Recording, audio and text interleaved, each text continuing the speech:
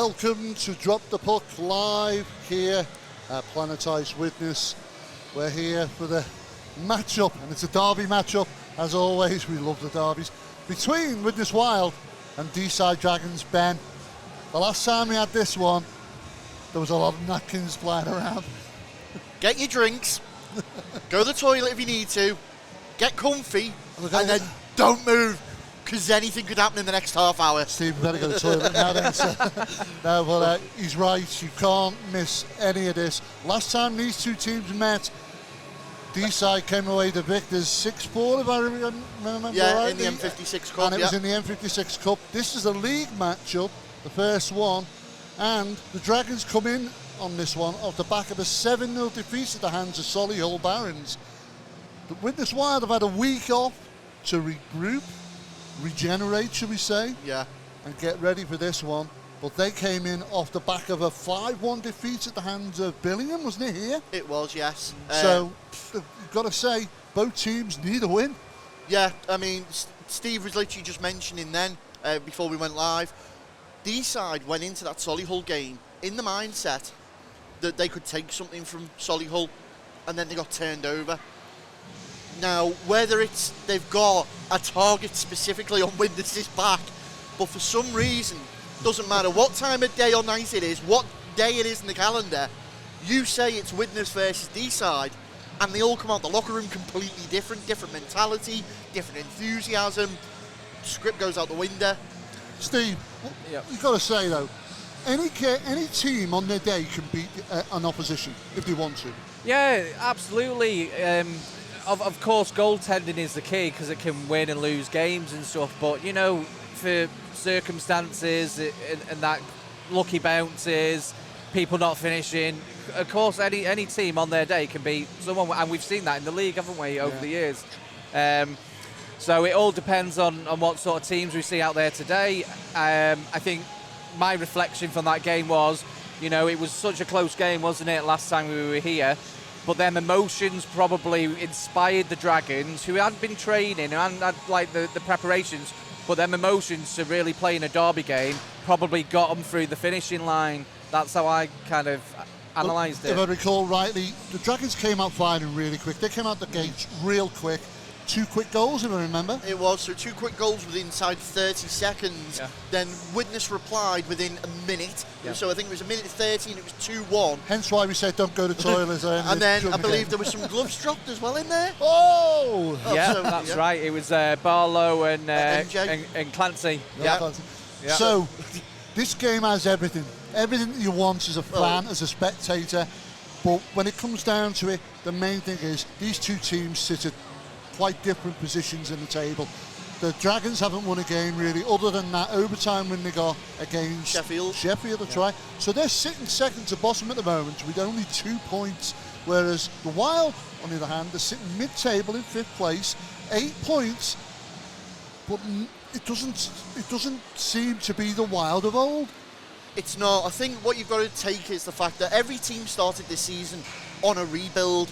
The only downside for the league was Billingham foresaw this and jumped on that a year early, and now they're reaping the product that they were building on last season. Solway and Whitley, they don't need to do much building, you know, that's a 2-horse race all day. But from 3rd down to, I think it's 6th, 7th, it's literally a couple of points here and there, and that trapdoor is very dangerous.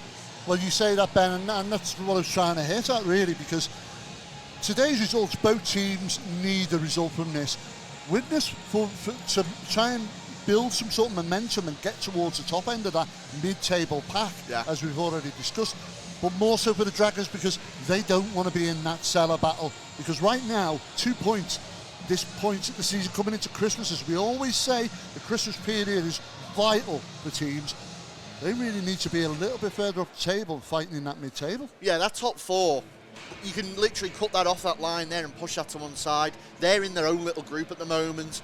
You know what I mean? Solway, Whitley, Billingham and the Barons, that could potentially be your playoff guys there. Well, you'd say the Barons and they're only 2 points ahead of another 2 teams just below them. Exactly. So it's still quite close. And then obviously you've got Widnes, Nottingham, Blackburn, Deeside. that, I think there's literally, again, 2 points there or a couple of points there. That's where the meat of the league is this season. That's where it's getting tasty. Those little nip-aways, because guarantee it'll only take a couple of wins to gain some momentum, and you will see somebody leapfrog up that table right and the way of course, up. in that little pack you just mentioned there, we've got the 3 of the M56 teams, so they're already battling against each other already. So they've already got a feel for each other, if you like. Yeah. So today's game could be interesting, but I think some of the key factors are who's here for their team and who isn't. Right, so yeah, you mentioned this, and this is a major point. So unfortunately for the Widnes Wild, they are going to be without head coach Rich Haggard today on the ice. That's going to be due to an injury. You say that, Gary, sometimes though it's a blessing in disguise, because with him not being on the ice, he's going to be able to be on the bench and see the play better. Therefore, he'll be able to call line matchups better. He'll be able to, see what's going on, where he can potentially exploit Deeside.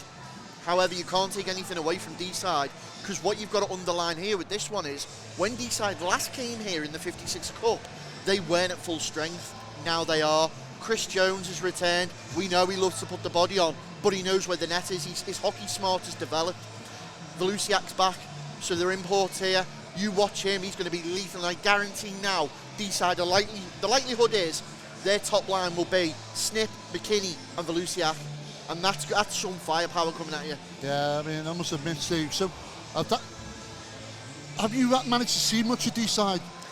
I know there's been a little bit of a slight delay in the rink with problems with the plan and putting it back on, so that's delayed matters. Do you think that's going to be affect them a little bit? Because basically they're on the road all the time. Well, I think one of the factors that we've got to remember, like we've seen the emotions coming here when that got them through and got them the points in the cup. I do think that when the Dragons start playing home games and they're able to train, they've got the talent out there, so when it all starts to be pulled together, I think some teams will really struggle to get anything out of the Dragons on their own ice, going into there. Maybe that's maybe like biased or something, but I do think, they've got everything, they've got the formula to do something good there with the players. I wonder why that is, Ben. I wonder why it's biased. I don't know why that is, but that's just my thoughts on it. So I think, I don't think they're going to make it easy for any team going in there when they do get the rink back, because it's going to be like playing for a new team, isn't it?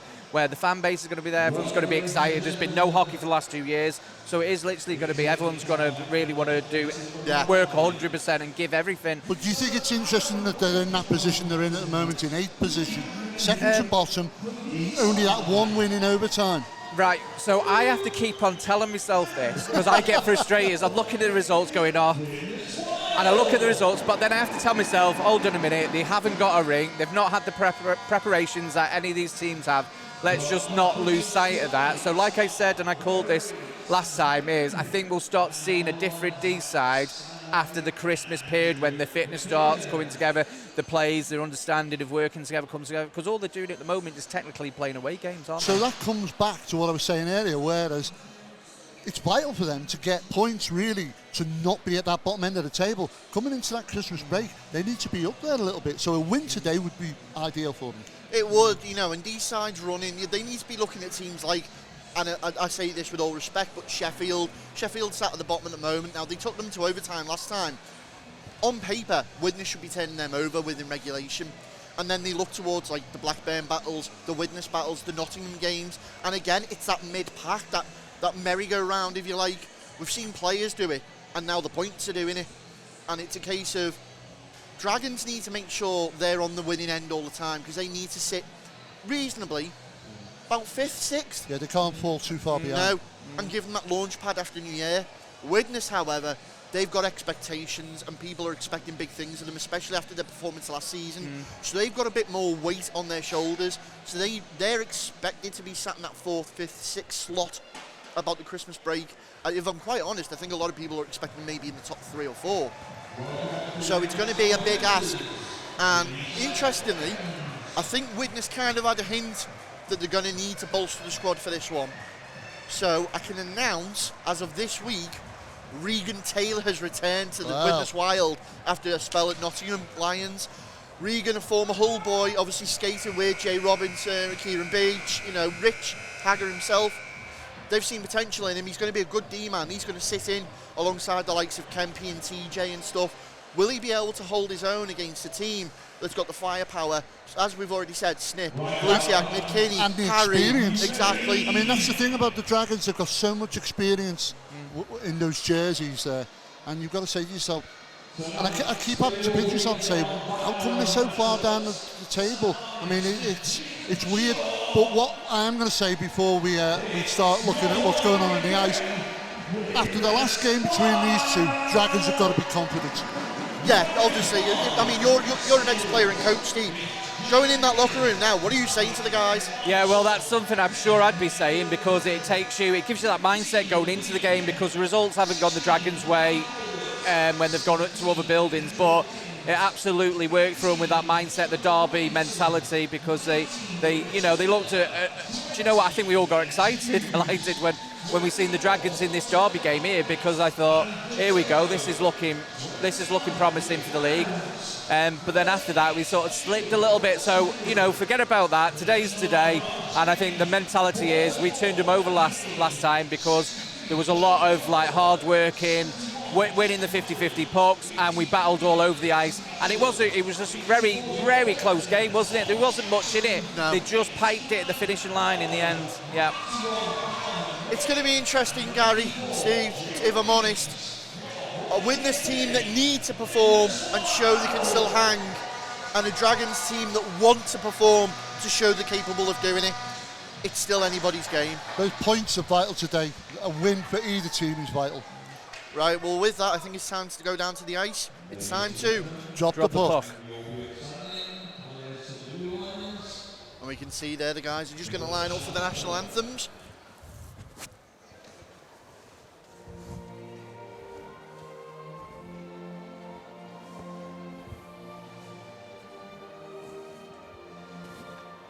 As the anthems play.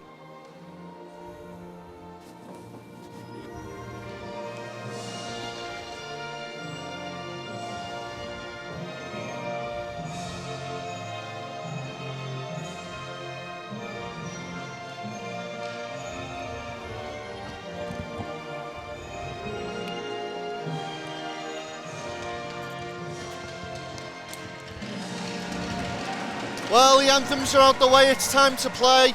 And joined for this one by Steve Fellows. We couldn't not have you back into Dragons game, Steve. So let's see how it goes. Well, it is that fixture in it, Ben. I've got to stop everything and get over here for this fixture, isn't it? It's the best one to be involved in.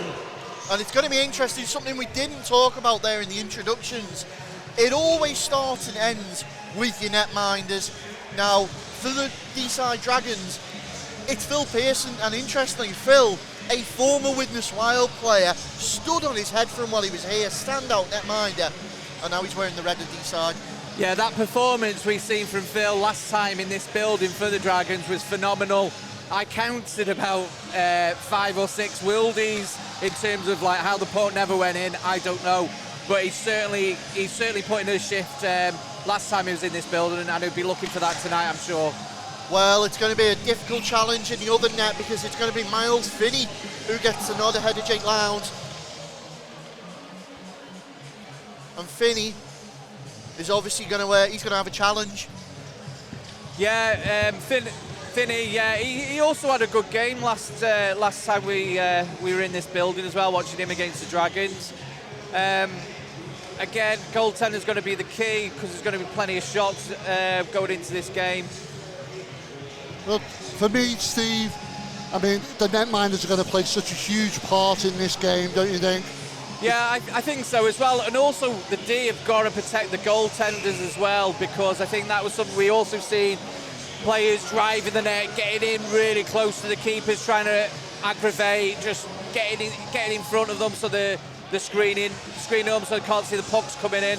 So yeah, we're looking after your goaltenders has got to be a big key tonight as well. Well, I'm expecting another physical game now, Steve, because I reckon there's no love lost between these two as we saw in that last one. Well, let's just see how it starts off in the first 30 seconds and if it explodes like it did last time. So, as the referee calls him to centre, we drop the puck and we're away. And it's Deeside that take advantage at the moment. Fire up onto the wing. Oh, right in the middle there, and already. Oh, and it's my in. word! Straight away. It's same as last time, isn't it? A very quick goal. Well, what can you say? Right, so that's just up to McKinney there. He finds it to number 7, and then he plays it over. I think it was number 7, that's Parry, isn't it? Yeah, Parry again. Yeah. And Do you know Parry what? managing to stuff that puck away very quickly. And Yeah, do you know, double assist on that, just played it over. And it's kind of like the empty net. It's definitely what the Wild didn't want to start off with. so it's already seconds gone here. It's Widnes Wild 0. Deeside Dragons 1. Oh, it's like a repeat of last time we were here, isn't it? So again, straight out the gates as Widnes send it up the ice. And a bit of pressure there from Gilbert. Oh, can't see the puck and it's on the floor. So Gilbert sends it back. Up to the ice, I know. Gilbert's manages to get back. Widnes still in possession. Oh, well cut away. Johnson nearly had a chance there.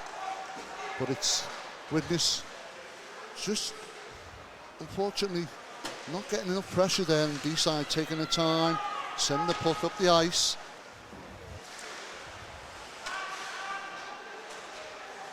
And they're still in possession, just behind the Widnes goal. Oh, and another shot comes firing in. Yeah, looks like they've got the jump on this game again, straight from the off. The Dragons coming out the stronger. Well, I'll tell you what, I was not ready for that, guys. I do apologise for that one. You fell off, didn't you? Yeah, just a little bit. And call for a tripping call there on Kennedy. Giving it to Parsons. Parsons takes a shot. Good blocker save out into the crowd by Finney. And just like they did before, it's repeat from the Dragons. Yeah, just coming out, all guns blazing, couple of passes, got the shot off, and it was in the back of net. I think it was only about 14 seconds into it, to be honest. And again, that's twice now that Miles Finney's been caught cold-footed as the face-off is picked up by the Dragons, scooped away, only to the slot for Dixon to have a go. Furnival. It's pushed away by Hopkins. Jones is going to chase, pursued by Hyde.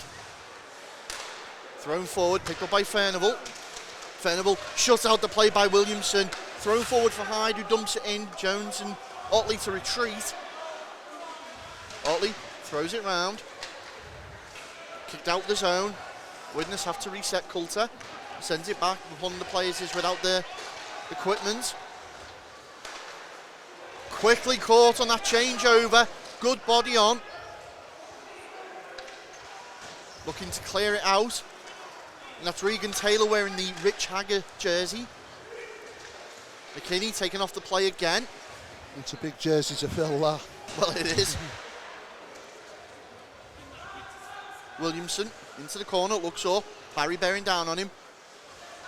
You can't clear Richardson. There's a call, there's a hand pass. Well, 17-22 remaining in this first period, and already it's Widnes Wild 0, Deeside Dragons 1.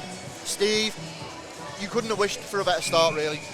Well, it's got me thinking, isn't it? Is, you know, sometimes if you see that happen regularly in your team, you need to address it, and that's sometimes about the mental preparation of straight from the off, isn't it? Yeah, not quite ready for the game, not quite prepared, just your legs just not in it, you know, as well.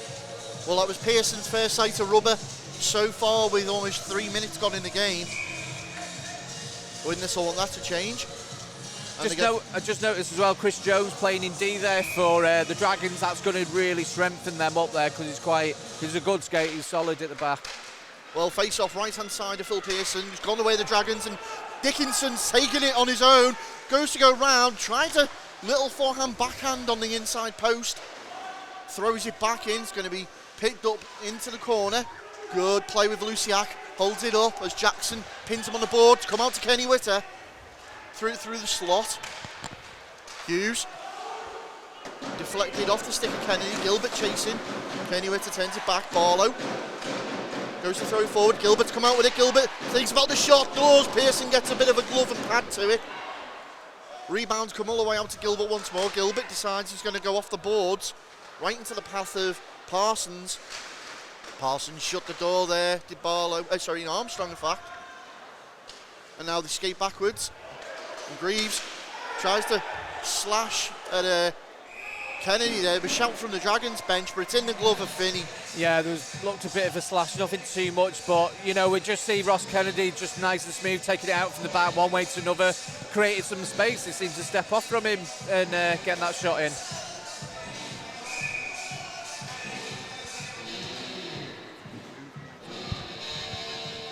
Face-off will be left-hand side of Miles Finney's net. Quickly picked up by the Wild with Edwards. Edwards skating forward, trying to get it over to Corson Heron. I think last time out, I was really impressed with Edwards. The more the game went on, the more relaxed he got, and I was surprised really that I don't think he scored, but he created some really good chances. He was on that first line with Hagger and Coulter last time. It looks like he's dropped down to second at the moment, but he's still good shot on there from Jones. Going to freeze up play from Finney, but yeah, he's still in a good line. He's a young lad, he's still learning, Steve, and obviously at that age, you know, dealing with the development squad yourself, they're like sponges, the lads. They just want to pick everything up. Yeah, as long as he's got a good attitude to it, and he's like a sponge, but you know, you care, you nurture your players, and then the next frustration is keeping hold of them. As always.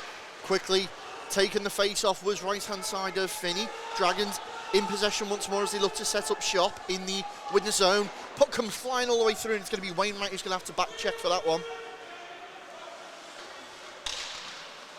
Corson Heron easily got round with a little pass, but it's spilled up. Wild looks to recover. Shot comes in from Britain, just outside the slot near the dot.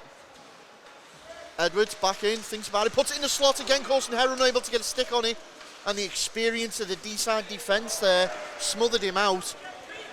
Parry tried to chase down Williamson. Alex Parry causing all sorts of trouble here for Jonathan Williamson. Tossed up into the centre ice position where Dickinson's just going to dump that back in. Kemp on the puck. Throws that round for Hopkins. Spills it up for Wainwright. Wainwright, thank you, I'll have a shot there. And finally, Wild roped that one in. Bit of control and break with Dan Hyde. Dan Hyde looks to cut in. Puts it into the slot. Good poke by Hopkins, but it was well read between Pearson and Kearney Witter as they turn it around the post. Wild not finished yet. Backdoor opportunity. Hopkins there couldn't quite get the puck where he needed it to be. Hyde looks to go from behind. Hopkins again, miscommunication. Stick dragged on the ice there a little bit. Good little deke around, and Dickinson hangs his head there. Doesn't think he should have been beat, but this is what the Dragons do best. Great breakout pass. Luciak looks up at the point. Turn round in the neutral zone. Barlow puts one on net. Pearson comfortably watches that go round the corner. Bodies and hits are certainly going on. Making sure, everyone's literally making sure they're finishing the checks. Not surprising. Barlow winds up, big one, deflected down by Furnival in front of Pearson and out of trouble. Wild still looking to get something out of this bout of possession they've got at the moment. Hyde, well, that goes into the danger zone, and now the Dragons finish that play off. Good night, and here they go on their own attack. Luciak takes a shot through the skates. Got a little airborne with that one. Jones dumps it back in on net, and there's going to be a call. But we're going back down the other way. Looks like offside. Yeah, deliberate offside, so face off in Ozo. Yeah, I just noticed then as well, Ross Kennedy dropping down into D. When he last played here, he was playing forward. Caused quite a few problems as a forward for him, but I think now they're focusing on the defensive duties maybe for the Dragons. Well, you can always tell these sorts of fixtures bring out the fans. A look over now, and it is a packed house here at Planet Ice Widnes. That 40-minute trip down the road certainly bringing out the numbers. As the Dragons look to set up again, Finney called into action. Picked up by Lovell. Shot in, deflected into the corner. Greaves is going to get there first. McKinney drives him hard into the boards. And it's turned around by the Wild. Gilbert holds on to that, looks for the big stretch pass to try and find Greaves. Greaves finds it, shot comes in. Barlow skates straight to Pearson and slams on. Jones is there as well, he knows it wasn't intentional. Yeah, just driving to the net, just picking up the pieces in case something came along, you know. Yeah, of course, there's no hockey fix in Deeside at the moment, is there? There's been a delay in the rink, so... they'll get it where they can. Get it where they can, yeah. Face off, right-hand side of Pearson, quickly won by the Dragons with Richardson. Richardson looks to dump it out, turned back in by Edwards. Edwards to Coulter. Coulter turns it over to Wainwright. Wainwright looks up ice, holds it for a second, manages to find a way past Coulter. Gets it down to Parry. Parry leaves it for McKinney. McKinney looks to cut inside. Andy McKinney! What a save, Miles Finney! McKinney dragged it through the blue paint. Goes to go forehand on the glove side of Finney, and he just about turns it around the corner. Penalty coming up and there now. is a penalty, and it's a holding call. Yeah. Yeah, nice little move there by McKinney, showing his experience. Just before that, though, I thought it was offside. But, you know, he cut in and he was unfortunate just to put the puck in there. The thing with McKinney is he will cause problems, so people are going to take penalties just because he's such a good player to try and keep up with him in that. Well, it's Jonathan Williamson who's sat in the box now and gives the Dragons the man advantage. Face off, right-hand side of Finney. As the Wild go on the penalty kill. Deeside looking to set themselves up. Luciak takes the shot. Bit of a muffin shot in the end, and it's dumped away. Pearson out of his net as Gilbert's on the pursuit. High forecheck from Gilbert. Dragons work around. Good poke check again. Yeah. Gilbert's just disrupting the play. Good. Yeah, excellent work there by Gilbert. And there you go, quick change of legs. Quick up here on the wing if he sees it. Deflection almost helped it, but Murray's going to be in there to reel that one off, and that's all that Wild need to do now is just hold on to that puck, pick your spot and dump it back down that end. Force the Dragons to come again.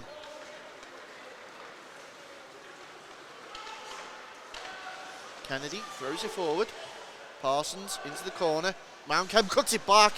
Found Kennedy on the blue, winds up, takes one, deflected out in front from Dickinson, and the glue stick goes straight in, and already there's people around. You can see there, Dickinson, we'll see the replay again there, Steve. Out of everyone, Ross Kennedy's got a cannon, so, you know, they're probably going to try and look for him on the power play at the point to take the shot in. And who is it? It's that man, James Parsons, doing what he does best, getting in the keeper's way. A little bit of a street sweeper here. Yeah. Okay, we're just having a quick look now. Is somebody on the ball? Kemp's going in the box. Yeah, it didn't really. Do you know what? It didn't really look and like Parsons much in it. Going in the box. No, it didn't look really much in it by both players. But maybe this is about the referee wanting to make sure things don't get out of hand. You know. Well, the referee's trying to keep a lid on it. Either way, 57 seconds remains on the initial penalty served to Jonathan Williamson for holding, and it now looks like we're going to get offset minors. Just to give you a quick update, because we didn't do it at the start, your referees today are Sam Perrin, Max Stanway and Andrew McKinnon. As the face-off gets action back underway, and it is offset minors. So we've got a little bit of 4-on-4. No, it is 5-on-4 still in favour. 5-on-4, yep. As the Dragons come again. Good move by McKinley. Gets out to Kennedy on the blue line again. Working well, good tight angled shot, looking for the spill up. Little net battle up between Jackson and Kearney Witter there. I'm just watching that. Another shot comes in from McKinney. Clancy behind the net. Jackson rides Clancy on the board, holds that puck up, chews the clock up, which is what they need to do at this point. Dragons managed to dig it out though. Back to Kennedy on the blue, 5 seconds left on the penalty. Corson Heron on Kennedy. Shot comes in, spilt up. Williamson returns back to 5-on-5. Straight into the action. There's a penalty cry from the fans on Jackson. However, Williamson takes a shot into the chest of Pearson. Barlow, big slap, and what a save, Phil Pearson there. Still Widnes though with the puck, gets it. And there's all sorts going on now off the puck. You've got to keep your eye everywhere. Dragons taking the opportunity to throw it forward onto Finney's glove. He spilt it up. Dickinson on the forecheck, big hit again. And this is a hockey game, Steve. Yeah, some big hits coming in here now. Yep. You can feel this just bubbling below. Greaves is chasing around like he's ready to nail someone. The referee's called a penalty here. It could be on Greaves. Yeah, it is on Greaves, I think. Yeah, Lovell down the wing, puts it across.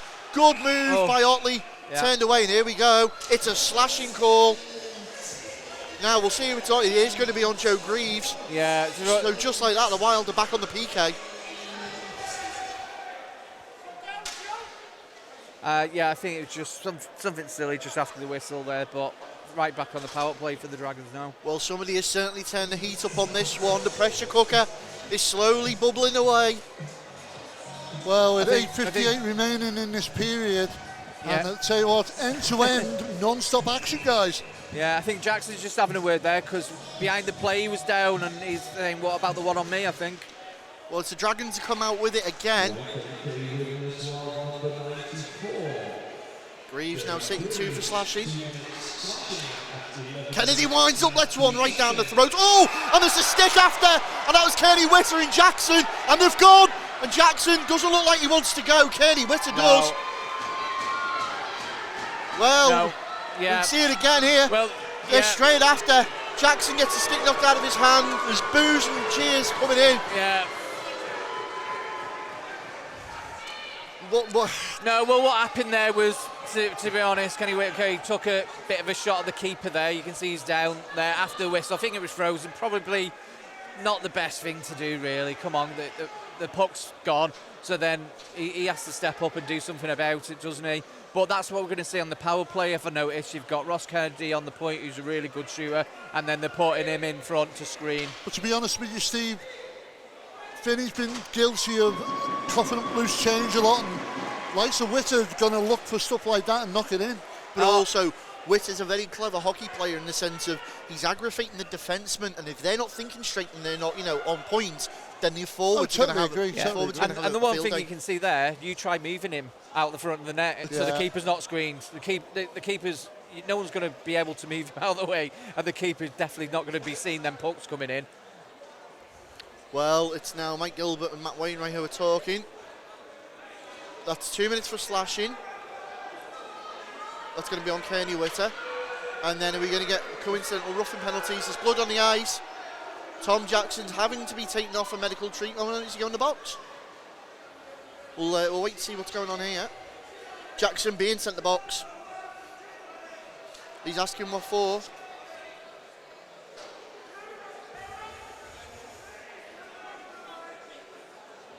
Jackson looks like he's sporting a little bit of a cut lip there. But Mr. Perrin currently reading the riot act to all the captains. You can see now captains and assistant captains who are on the ice being told, calm it down. Did somebody not tell Mr. Perrin it's a derby game? Oh, here we go. Yeah. And Gilbert's going in the box as well. He's got to be careful there. He's got to be careful.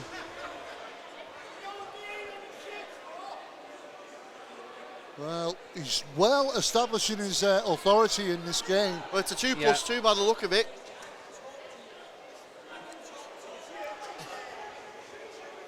Okay, we have a little bit of a situation. Yeah, I think it just, do you know what, just referees got to show a bit of common sense approach to things, because there are some frustrations there. They're not going to be happy about someone hitting their keeper and what's just happened, a player with blood in the mouth. So I think he was trying to talk to him about why we getting that. So, but that looks like it's been wiped off now. Yeah, and Widnes part, they just got to settle down because they don't want to be taking penalties. That's not going to help. But he's still in the box. Okay. Well, could we have the calls, please? Oh, they're going over to the benches.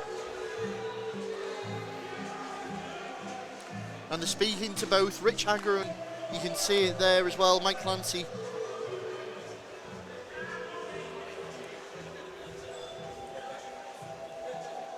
Well, do you reckon that he's essentially telling them there's no more funny business, gentlemen? I won't be standing for it. No, he's probably giving them his address for Christmas cards, Ben. Do you know what? That's it. That's going to be it, isn't it, Gary? Nevertheless, we knew it was going to be a feisty affair, though, Ben. Yeah.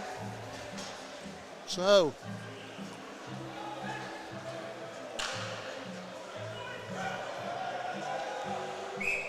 Look. So we're just having a quick look now.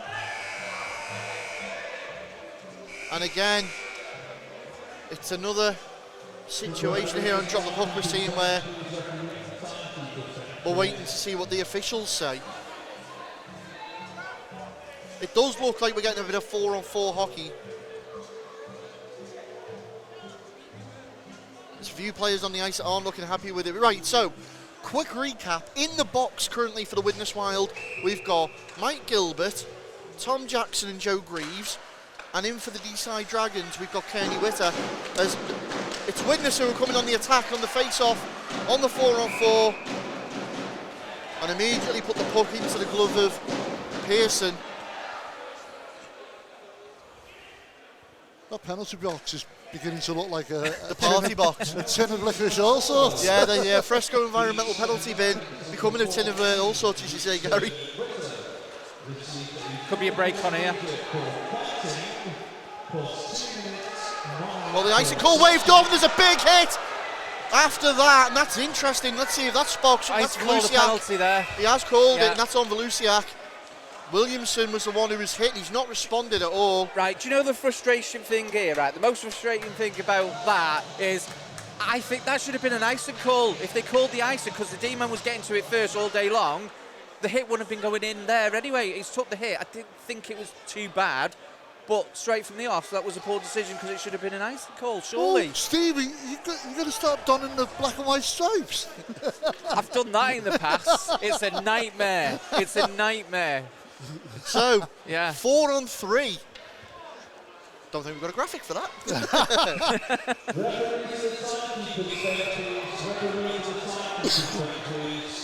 And the officials being called back to timekeeper's bench. Yeah, because they want his address as well for Christmas cards.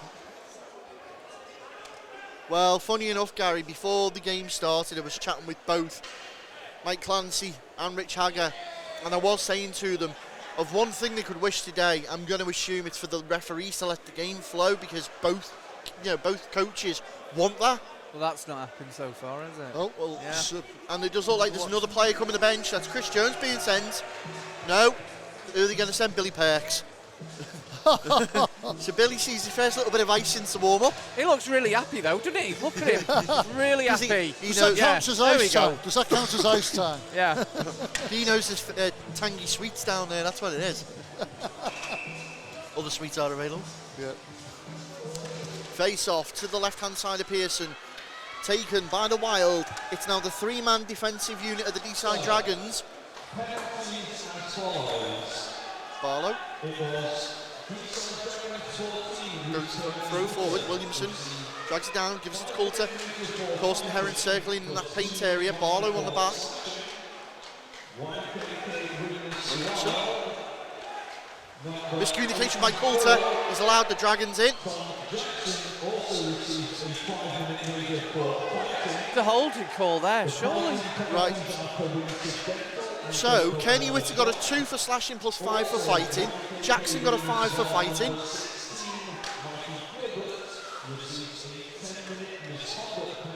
Gilbert's got a 10-minute misconduct penalty. Yeah, that's going to be very costly. That'll be for arguing with the official. Yeah. Oh. Big hit. That's going to leave a bruise.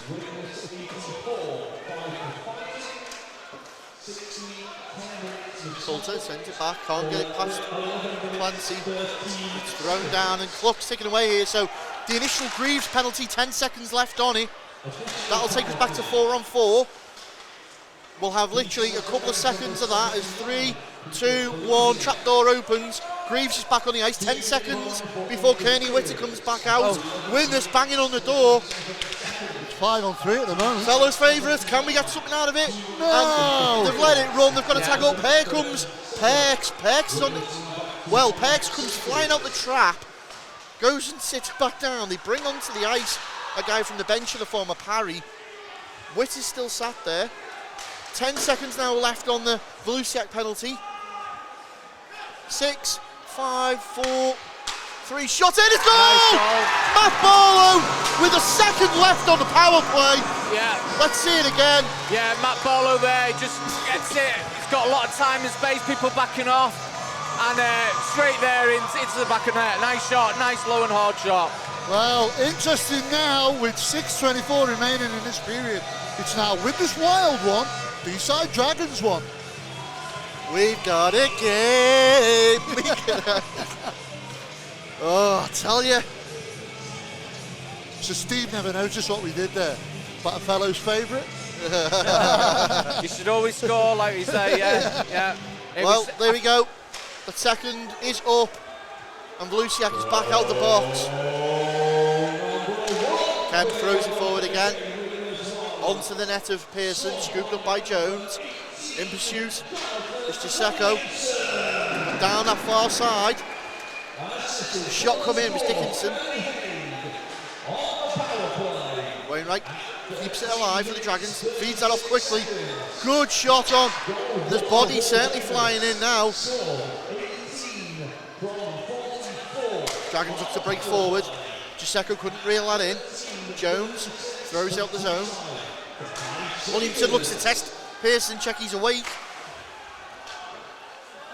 And Dickinson, that's a dangerous puck. That was a dangerous play there, my friend. Volusiak picks the puck up. Good stick lift there by Nathan Britton. And Nice it's in! goal. Yeah. Well, Wainwright to Parsons, that old partnership. Yeah, a brilliant tip on this from what it looks like, yeah. It just lands, I think it gets dropped to Wainwright, and he fires it towards a net. Again, the key is low and hard, clogging that area, and James Parsons does what he does, and he gets the tip right in front of the net. Well, as quick as you like, the score changes here. It's now Widnes Wild 1, Deeside Dragons 2. Ooh. We go back to the middle to get action back underway. And just like that, we're away in a quick charge forward. Barlow goes to throw forward, but Parry and Clancy have a different idea. Clancy takes it down, feeds off to the wing. Puck comes across, up and out of play with 5:14 remaining in the period. This period seems to be going on forever as well, doesn't it? It does, but with all the stop-start and the penalties. Well, Ben did say at the start of the broadcast, you better go to the toilet now. Yeah. I think he knew what was coming. Yeah. Tonight's lottery numbers are turned away by the Wild. Big looping pass to Greaves. Greaves has Kennedy to beat. Kennedy's turned it round though. Feeds Parry. Parry still manages to get a shot on. Can he get round Corson Heron? No, he sends him into the boards. Back out in front, Clancy! All the time in the world. What a save, Finney. Clancy will be kicking himself, but here we go with Barlow. It's a 2-on-1 situation. Barlow tests Pearson, and this time he's got the answer for him. It was a little telegraph, that one. You think he knew what he was going to do. Kennedy loses his edge, maintains possession. Oh no, Edwards has got it. Tries to get round his man. Manages to do so. Coulter gets it out to Greaves. Greaves, don't know what the idea was there, but he's given up the puck. 4:20 remaining in the period. Dragons now setting up in the Wild zone. Jones looks to take the shot with a deflection from that man there, Lovell. Did I say it, guys? It's a little bit of hit and miss at the moment. Feels like the Dragons are almost shooting on sight to see what can spill up. Yeah. Yeah, I think so. Just go back to that play before, Alex Parry, you know, he dumped it in, he got to the puck first, he kept hold of it. I think he made a pass and then straight into the middle. Clancy, you know, it's one of them where you've got so much time and you think, right, what do I do with it? And he should have finished it there, but, you know, he got the shot off. You shouldn't be gift-wrapping people's opportunities like that. Face-off won by the Wild as he break down again. Kemp to Edwards. Edwards inside his man. Goes round one. Couldn't get round two. Furnival puts a body on. And little Reece Edwards is here to play. Yeah. Good battling shoes with Furnival. He spills it up. And that's why Reece Edwards is skating for the Wild at the moment, because he can do that. as Williamson just slows things down behind his own net, looks forward. Wild look to come again up the ice, to the neutral zone. Tried to play it off the boards. They've thrown it in. And the call there is offside. Does appear so. Yeah, looks like nothing major. Yeah, Edwards just some slick moves there, wasn't it? You know. So face Got off. him round his man. Yeah, it's a face off in the neutral zone, out in front of the Dragons bench. Turned around by Deeside. Look to go up ice. Great pass from Wainwright to Parsons, and that wasn't too far off the target. McKinney around the houses. It's brought down. Given up again. Dickinson, plenty of time in the world. Turned out once more. They've cleared the zone. Hopkins tried to clear it over. It's put back in. Deeside needs to tag up. Stretch pass intercepted by Wainwright. Wainwright does what he does best, draws everyone in, lets the puck go. Almost inside the final 2 minutes of this period as Nathan Britton down the right wing. Dumps it into the opposite corner. Hopkins is there. Hopkins knocks it forward. Skated onto by Murray. Murray deflected off McKinney's skate. Intercepted by Wainwright. Parsons thrown forward for McKinney. Turned back by Ruddock. Murray. Barlow. Barlow is the certainly looking to be the Widnes danger man at the moment. Yeah. It's almost like he's the general at the moment. He's almost like Hager. Yeah, he needs to be today, missing Richard Hager. Murray just taking his time. Wild possibly just seeing this period out. Barlow and Murray, 1-2. It's deflected through McKinney to Parry. Parry thinks about it, gains his own, steps over, and there's the offside call. Well, it was McKinney who was He's not happy quick about on the that stride. goal. No, he's not. Yeah. Kearney Witt is going back the box, from the box to the straight onto the ice. In fact,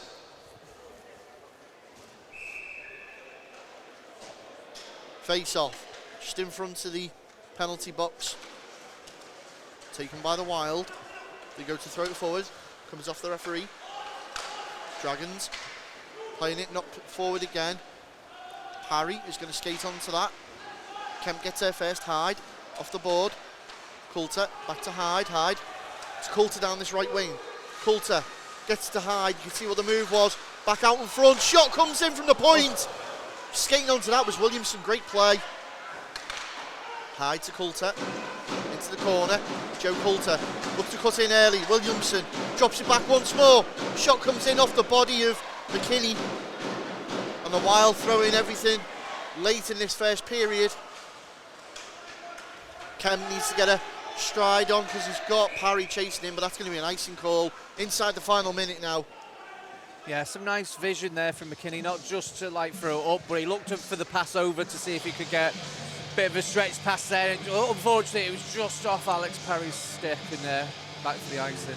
Wild putting some interesting plays together there, starting to put a bit of pressure on that Dragons net. Yeah, you can see the confidence coming up a bit more with the Wild, especially with Edwards pulling moves like that, 16 years of age. Shot comes in from Hopkins early on.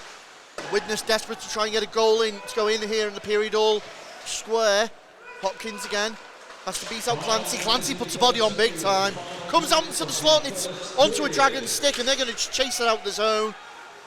Wild forced to reset. Parry takes it into the corner, can't get round Hughes. Hughes manages to finally get a stick on it. Hopkins feeds it out to Giuseppe down this right wing again. Giuseppe dumps it in on net, spilled up, skating in was Hopkins. Good effort, Pearson saw it away though. Dragons send it back round once more, chested down by Furnival. Lovely little through ball if you're going to call it that. Yeah, good skills. And Jones is just going to look up and see 10 seconds on the clock. He's going to sit there and run this puck out. He might have a shot, knowing what he's like. Feigns it, throws it forward. 2-1. That was a shot. Yeah. And that's going to be your period. And I tell you what, there's some Mr. Greaves there, straight in Mr. Perrin's face. However, Dragons, reading from the same script as the M56 Cup, come out playing smash mouth hockey. This seems to work. Well, interesting. Still a little bit of afters going on here. Oh. Are we going back for another play? Yeah, do you know what? You like it so much, we'll do it again. Do you know what? It's a fair argument. There were some seconds left on the clock when that icing went in and they let the clock run down, so there should be maybe 0.8 seconds left on the clock or 1 second left on the clock. Yeah, 1 second. Because it's a fair call, that, it was. Well spotted, Steve. Yeah, and that was his argument. Because if they get a quick shot away here, it's, you know. Right, okay. Well, McKinney, straightforward then. Are they going to let it run this time? They should face off again because he came through very quickly. But has it worked for him? Oh my goodness. I think McKinney's had enough. No, so McKinney's gone. Why? McKinney's off down the side. Look. Yeah. Barlow's shaking his head. Yeah. I think he wants his Horlicks already. My goodness.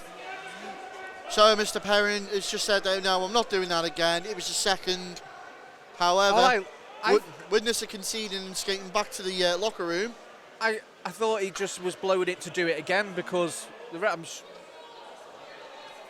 pretty sure he was blowing it to say, go back to your benches, we're doing this again because you'd gone over too quick.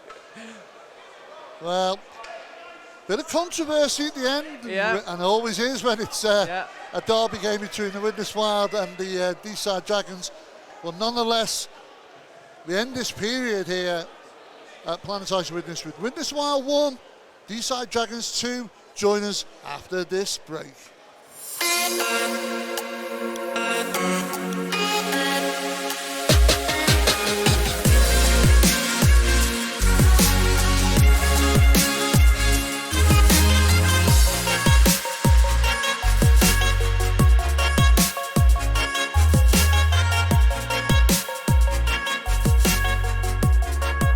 Brakes and Sons sponsor Drop the Puck.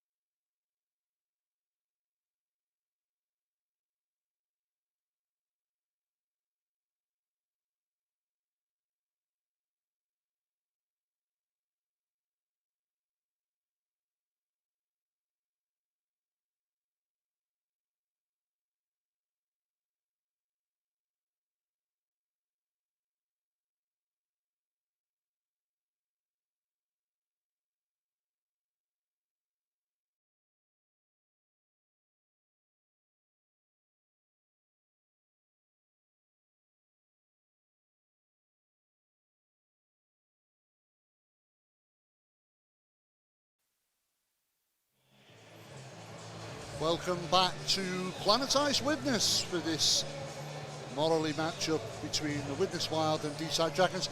We just would like to make a small apology to all of our viewers. We've had a bit of a gremlin in the works, and it would appear that our audio output was nil for that first period. But you didn't miss any of the action, thankfully, and you've seen 3 great goals. Well, yeah, they've just not heard our dulcet tones, Gary, should we say. However, though, what a period that was. You know, Steve was saying the Dragons have done exactly what they wanted on their game plan. They've come out, they've upset upset Widnes, and they've gone in a goal ahead. Well, it's exactly as we said in the intro, wasn't it, Steve, where we said if they do exactly what they did in the M56 Cup and catch them on the hop straight away, it puts a huge dent in the Widnes Wild, especially being at home. Yeah, straight from the off. I think it was 14 seconds into the first period. They come out firing. And very quickly, a little nice play, to be honest, with a double assist, I think it was. And the poke's in the back of the net. But again, that just like so frustrating as a coach because you're not ready for this game. You're not mentally prepared because, you know, we've seen it in the last game, we've seen it tonight. So that needs addressing.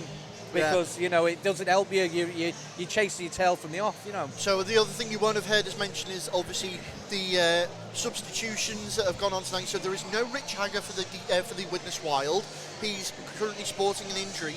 Wearing the Hagger shirt is returnee signing Regan Taylor from the Nottingham Lions. So Regan's returned. Jacob Corson-Heron's wearing the 38 shirt for the Wild.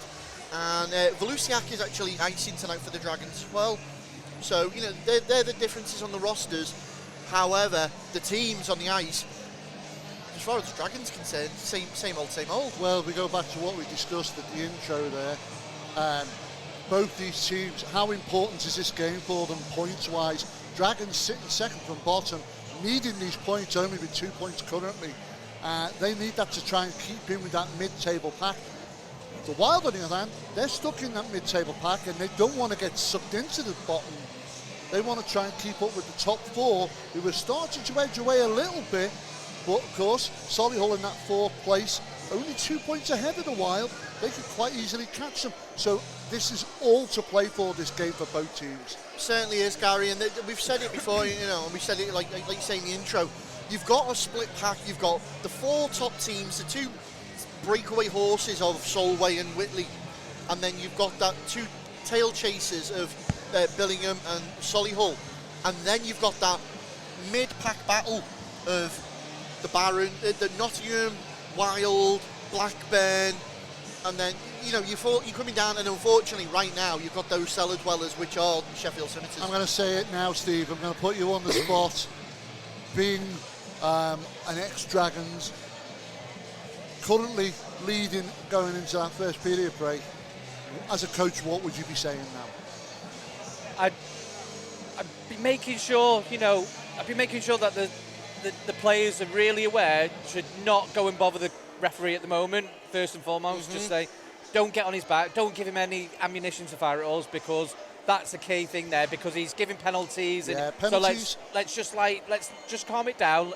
Captains and assistants, go to referee. Let's sort that out. Any other players, don't speak to him. In terms of playing and do what they're doing, keep on going. Let's be focused. I think, you know, there's not an awful lot in it at the moment. I think what's worked well for the Dragons is that team play a couple of passes, getting in the zone and getting them shots in. So keep on going. It does seem like the Dragons have got the Wild rattled and where they want them at the moment. They are their own worst enemy at the moment, the Wild. They can't really string anything together. You know, silly penalties. However, you know, there are a few questionable ones. I won't lie, that Rhys Kenny-Witter one, he did go at, you know, Miles Finney.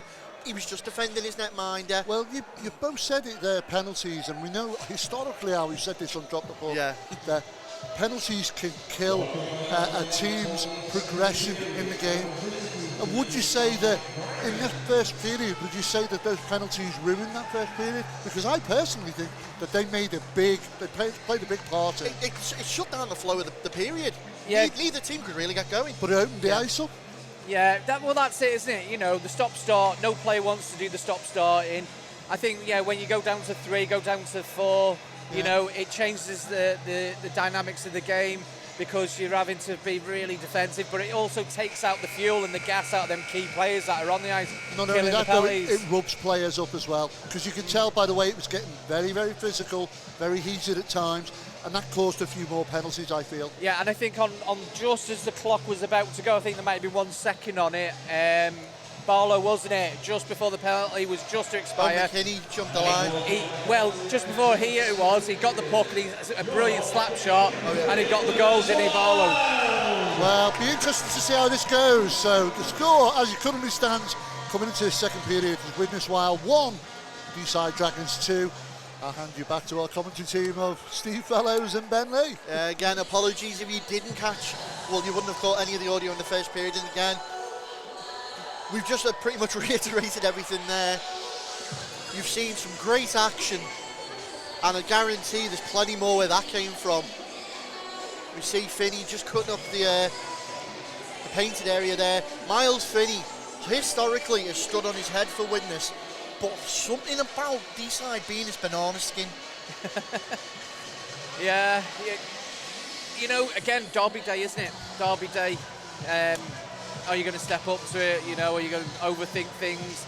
They're the things that can happen on Derby Day. Well, anything can happen in the next 20 minutes, and we're about to find out. Mr. Perrin brings them to the middle, drops the puck, and away we go for this second period. As immediately the Wild try and throw it up, but it's going to be Coulter skates back on that one. Coulter was in the walls a little bit late on. You can see there McKinney eyeing him up already. Corson Herron seen off the puck by McKinney, thrown forward. Dragons look to break again into the zone with Parry down the left wing. Looks to go inside. Takes a shot instead, picked up by Richardson. Richardson, great pass through the middle. Going to be jumped on quickly though by Corson Herron and the Wild. Skates down the far side, round the net. Keeps his momentum. Drops it to Barlow at the point. Barlow immediately pickpocketed by Wainwright. Tries to play it off the boards. Barlow certainly was the main Wild defensive in that first period. They're going to be looking to him again. Barlow takes a shot. Screen past the face of the net there. Coulter just needed a tap on it. However, back the other way, Volusiak goes to go back, but trying to... Well, ooh, there's something there. We'll see that again. It's caught in front of the line of the keeper. I don't know how intentional it was, but he certainly went down. But just prior to that, a nice little headman the puck. Yeah. To get in on the net, a nice move and a great save. Well, you can see it hasn't calmed down by any means. 18:54 remains in this second period. Still 2-1 in favour of the Deeside Dragons as they win the face-off out in front of their own bench, in front of a packed Planet Ice Widnes. Great atmosphere here today. Yeah, these games draw in the fans, don't they? Kennedy, thorn in the side of the Wild last time. Certainly been proving his worth this game as well.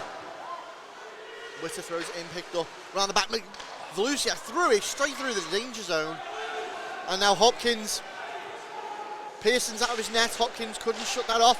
Shot on goal! And that all came from Hopkins on the forecheck with the pressure. Yeah, something from nothing there. The puck's gone down. Do you know what? He's not thought about that. And he's just, do you know what? Is it Hopkins there? Read and react. He's read that the key was going to play on the boards. Instincts kicked in and he's fired it towards the goal. So unfortunately a bit of a mistake on Phil Pearson's part this time. Well, the score currently stands Widnes Wild 2, Deeside Dragons 2. And immediately Giuseppe tastes the blood in his mouth, goes for it, he can sense it in the water. Throwing it forward. Gotta say, guys, it's Nathan Britton with the goal. Yeah, it's just the kind of start the Wild wanted. Taylor tried to take the shot. Game stepped up in pace again. Hughes seen off the puck by Dickinson. Giuseppe. Wild quick to react. Broken play. Coulter turns up ice. Dumps it off to Giuseppe. Giuseppe swings wildly to put it into the danger zone. Nothing there. Turned around by the Dragons. Lovell goes to throw it forward. Intercepted by Jackson. Hughes trying to find the high man. Taylor in the Hagger shirt. Witter tried to put the big hit on. Good puck in, and Pearson's managed to get something on that. Yeah, so here's the thing we're going to see now. The changes on either side of the bench are going to be really difficult if you're pinned down, and that's what we've just seen there. They were trying to get a change, or they did, and there was just so much ice open on this side to come in and break through on the inside, and they were very fortunate there because it could have been quite easy at 2-0. Well, the officials still making sure all the players are aware where they stand with them. Face off, right hand side of Pearson. Drawing in favour of the Deeside team. Williamson has to get his skates on. Thrown forward, good little deflection, opens up Barlow. Stretch past to Greaves, Greaves goes to cut inside, well read by Otley. Turn round by the Dragons. Loose puck, picked up by Barlow. Barlow seen off it by Lovell, however Gilbert's going to recover that. Gilbert finished sitting that 10-minute misconduct penalty earlier on.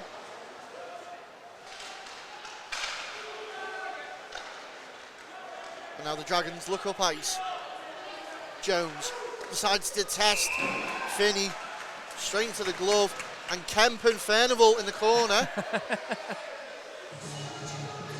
I think they were trying to tango then. He just didn't. I don't think Si got the memo. Dancing on ice. Audition. I give him a 4 for that one, I would. Yeah, there wasn't much on for Chris Jones there, so he probably did the sensible thing just to shoot at the goal and get a good face-off. Face-off, right-hand side of Miles Finney in the Wild zone. There's another restart, and don't know what it is. There's a lot of restarts in these face-offs. He likes them done a certain way.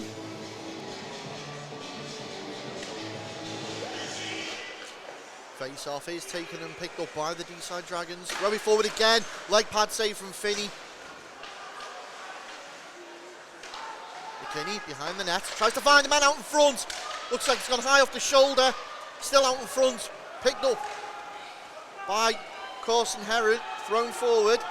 Richardson, big body up from Edwards. A little Reece Edwards again. He's not afraid to get stuck in there, is he? No, I've seen him do quite a few hits tonight. It's good to see that side of his game. We've seen a few hits from him and seen some toe drags to get through his man. So icing, good stuff. Sends us back up to the Dragon zone.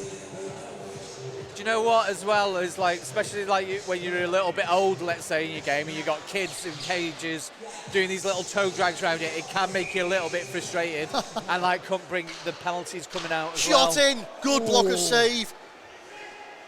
Murray forced out of the area. McKinney, he's managed to get it into the middle. Parry, outside of the dot into the corner. Ruddock holds him up. Chopping away at it, and they've managed to pop it out. Murray needs to get his skates on again. Clancy, that was coming in on him. They've got it to Barlow, and there's the break. That's a 3-on-1 situation. Barlow, great defensive play there by Wainwright. Still a Wild out in the Dragon zone. Looking to rotate that puck round. Barlow behind the net. Dragons clear it. Turn up ice, McKinney feeds it over. Wainwright, still Matt Wainwright, good effort off the toe of the stick. Need to think quick as the Dragons come pouncing down on them. Loose puck, scooped up by Lucia.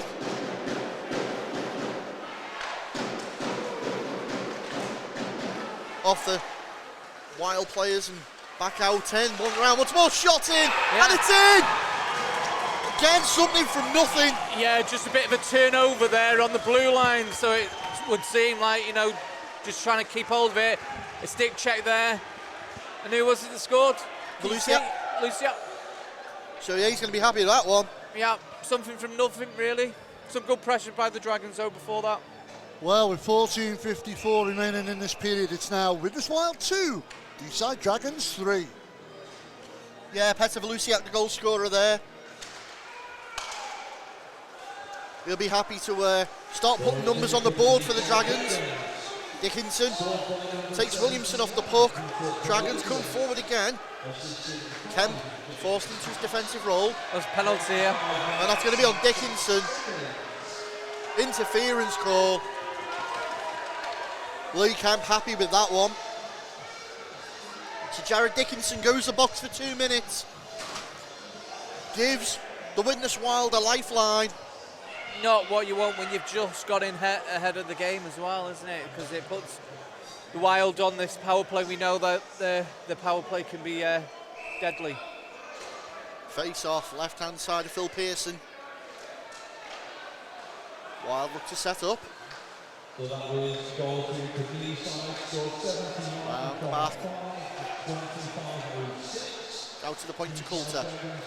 Blue line. Murray took the shot into the glove of Pearson. Chews up 15 seconds.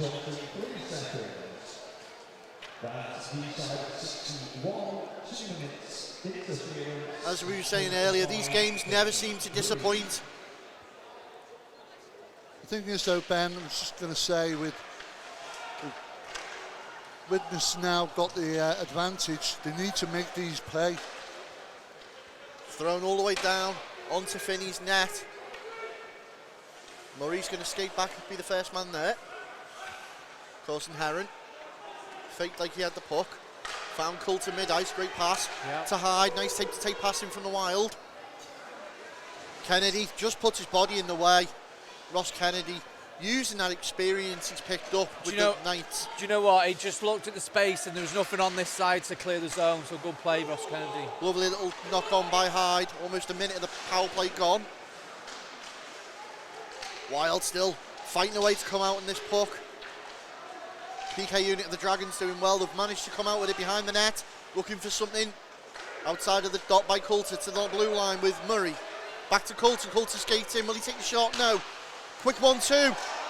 Backdoor effort for Gilbert. No. Another shot, and there's Dragons' body flying everywhere. 35 seconds left on the power play. Snap toe on the stick. Kept it in though. Only just. That's Murray. So he's going to be on the bench for a new stick shortly. 23 seconds left. Another shot on, deflected. That's going to come out for the Dragons to clear. Murray once more back. Thrown forward. Knocked on by Gilbert. 8 seconds left. Quick change for the Wild. That's a high man. And Volusiak takes a shot. Second bite of the cherry. What a save, Miles Finney. Go back to 5-on-5 hockey. Dickinson's back out. Do not take your eyes off the screen. Blink and you'll miss it. Graves tied up with Parsons. Puck finally makes its way into the corner. There's an arm up. That looks like it's going to be a call on. Yeah, high stick. Yeah. Greaves. And it is. Well, just like that, the pendulum swings.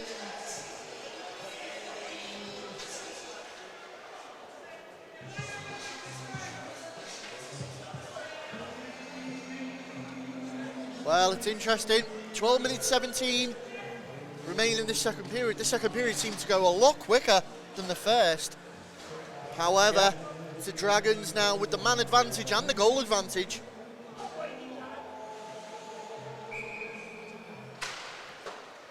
Wild immediately looks to try and throw that out with Gilbert. Dragons recovering, setting up. Good little knock from Gilbert there, forces them out the zone. Taking the time, looking for the options. McKinney sends it back over. He's found Volusiak. Volusiak down that left wing. Back to Kennedy. Kennedy. That's a Volusiak again. Lovely little play between Kennedy. Wainwright gets it out. McKinney. Wainwright, we know Wainwright's got a hell of a slapper on him. Put it through. Wainwright's going to pick that up, but it's already been blown. That just landed nicely for Matty Wainwright then. Yeah. That looked like it was going to go right through the wall. you could almost see like swing, winding up for that one. It's like when you're on the team, you're about to drive off and somebody's phone goes. Just enough to throw you off. Face off. Won by the Wild as they throw forward. Good little stick from Corson Heron. However, Volusiak takes a shot. Quick reactions by Finney there. He had to turn that one out. Still 1:06 left on the power play. Coulter managed to get loose. 2-on-1. Corson Heron couldn't get there. Loses his edge. Goes down into the boards. Widnes quickly trying to recover. And that's an offside call. Interference call. Who's going this time? Do you know what? It looked like we were just both together, like holding each other. It's going to be McKinney. Yeah. It's just like, don't... McKinney's certainly not happy with that. Don't say anything, you're going to get more. Yeah. But can we say how much Mr. Perry loves his jazz hands? Not only that, if we were doing this for charity, we were raising money, the amount of money we could have got on penalties right now. Yeah. So 2 minutes goes on the clock for Andy McKinney. It's 4-on-4, opens up the ice a bit. And honestly, this could favour the Wild. As Witter gets the puck to Kennedy. Body on from Williamson. Allows the Wild in. Mistake. gives Clancy an opportunity to throw that across. Parry with the puck, goes high off a deflection into the net and above the plexiglass here. Goal has an additional assist to number 61. And Somebody's got themselves a souvenir The number 61. as the official grabs a new puck from the timekeeper's bench. That's Deeside's third goal. Has an water bottle now sent to McKinney in the box, and a face off left hand side of Miles Finney. Shot in from Kenny Witter. Kennedy round the back of the net. Tries a Michigan. Oh, good effort. Hey, Cheeky. I told you last time he's a cheeky little sod. Yeah. Body on from Williamson and Kennedy. Good little battle down the wing here. There's a holding call coming up here. And is that on Williamson? Shot in. Delay penalty touched up. Yeah. That's a holding call.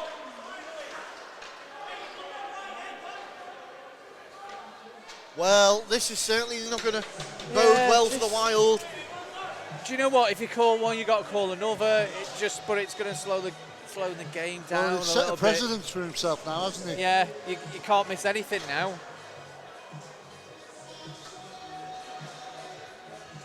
As we approach the halfway mark in the period and the game, there's now 2 Widnes Wild players in the box. 10 seconds left on the Greaves penalty. Now 2 fresh minutes against Williamson for holding. 1:14 remains on the McKinney penalty.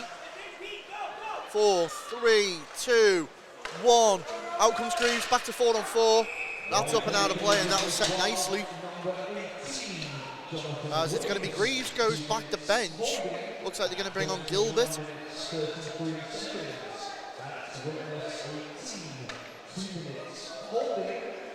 Coulter's being sent by the bench. Face off right hand side of Miles Finney's net. Quickly taken by the Wild. Look to clear it out, got Giuseppe. Giuseppe's got Kennedy in front of him, loses the puck. Manages to get it over to Gilbert, however. Realises the offside, tags up. Hughes throws it into the corner. Gilbert to chase down Kennedy. Kennedy is in behind. Giuseppe turns it back around, however. Lucia.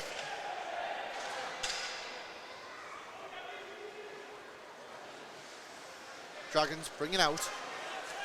Wainwright finds that in his skates. Little feed to Kennedy, gets around Giuseppe. 26 seconds left on the penalty to McKinney. Big shot in! Nice play. You can see it there between Dickinson and Kennedy. It was well worked. Ross Kennedy does have one hell of a shot on him. Yeah. Giuseppe's holding him up on the boards. That's another one. Well, Kennedy and Giuseppe there in a little tussle afterwards. Giuseppe with the cage on as well. Both of them. Yeah. Well, this is interesting. You can almost feel, right, so as a hockey player now, it's that situation where it's bubbling enough. Somebody just needs to go out and get it over with and drop them. Maybe that's what they need, clear the air. Just get it over and done with. But, please! But I've noticed as well, have you noticed the puck seems to be bobbling and just struggling and bouncing a little bit here, especially around the board. So some of the players struggling with the control around it. But like we said before, because he's called that, he's having to call everything now. So those two gentlemen go to the box, Giuseppe and Ross Kennedy, and we've now got 5 seconds left on the Andy McKinney penalty, 48 seconds left on the Williamson penalty. Still 4-on-4, or is it 3-on-3? No, yep, there you go, 4-on-4. Yeah, 4 with 5 seconds left on there for McKinney. Face off taken, quick shot in, goes sailing over the net of Pearson. Right, so Dragons now 5-on-4. 35 seconds left on the penalty. Coulter jumps on the loose puck, drops it for Hyde. Big hit in the middle. Dan Hyde takes a shot. It's come off the leg. Second bite of the cherry. Round the back of the net and into Pearson's glove. Yes, nice play there actually. Looked a bit like a pick play where it just gave him a bit more time and space to come round and take the shot.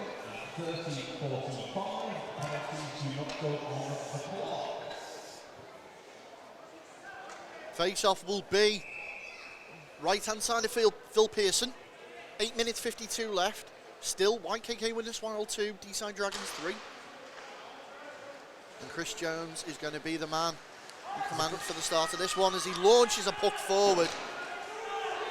And that's a good play because the Dragons have got it. Tried to literally slam it against the pads of Finney. Knocked on by Hyde. Good effort, the Dragons. 2-1. Williamson's back on the ice, back to full strength. Straight onto the puck. And that's an offside call because they were coming out the gate. Yeah, it was a nice play that, Ben, wasn't it? I would say they've been working on that in training, but they've got no ice. I see what you did there, Steve.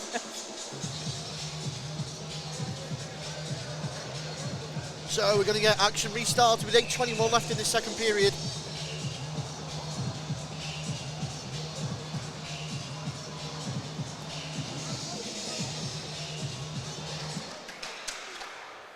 Face off won by the Wild. Hughes decides to throw it over the net of Pearson.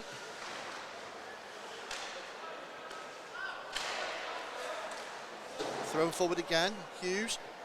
Interestingly, Bez Hughes, a former Deeside Dragon himself.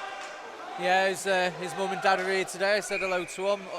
I think they're here every game supporting the Wild now. We spoke about that northern player merry-go-round. It's all these clubs, team players have played pretty much around here. Just while we've got a quick break in play, going to say a quick hello up there to Craig Coulter, Joe's father, watching all the way up in lovely Scotland.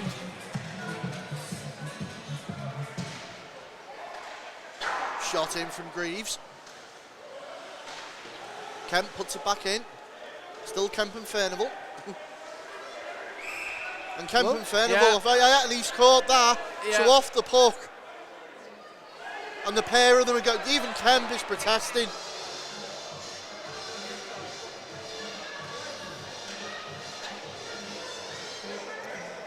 Again, not an awful lot in it, but he's got to stick to his guns now, hasn't he? Yeah. I wonder what the other officials are saying to the main official there. They're probably saying, we're not going to get out of here very early.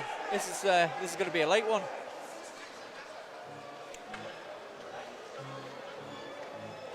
Well, thank God it's only the second period and it's not this score now in the third, because otherwise I'd be going, is it time? A possibility for overtime? I wonder. There, I said it. Oh, Gary. 5-on-4. Well, 7:47 remaining in the period, and it's still 2. Still 5-on-4 from the initial penalty. Oh, yeah. Shot in. Good save. Oh. Finney, and it was Parsons there with a little hand tip. Handball. Yeah, tried to put it over. Yeah, Miles Finney. but nice little quick play there, straight off the face-off to win it for a quick shot and driving the net. Yeah, score still in favour of Deeside Dragons. They lead here 3-2 over the Widnes Wild. Yeah, so Giuseppe and Kennedy penalties are offset, so they're still sat 5 for fighting. And now you've got the 2-minute interference calls, both on Kemp and Furnival, which is why we see the 5-on-4 situation. Is it 4-on-4? Apologies, 4-on-4. Need to get to Specsavers. Otley throws it forward. Lucia. Better Lucia. Doesn't like what he sees. Then back into the cul-de-sac. Gilbert's jumped in on there. Still Mike Gilbert applying the pressure. They've managed to find Otley. Otley finally against his own, lets it run. Shot comes in. And that was Parsons with the shot. Pulled out the air by Finney. Yeah. See it again. Yeah, good move there. Just to headman the puck, come round. And then it's a bit of a textbook save, isn't it? Well, he does enough in the end. And interestingly, both Giuseppe and Kennedy return back to the box, the benches.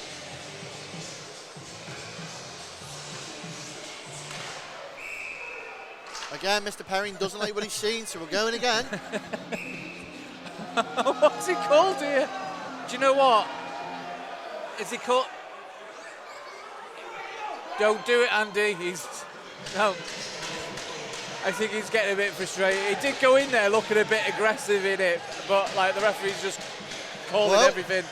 It's a silly one, but yeah, don't give him anything. So it now moves the puck down to the other end of the ice. We're going to have to get a 4-on-3 graphic made here.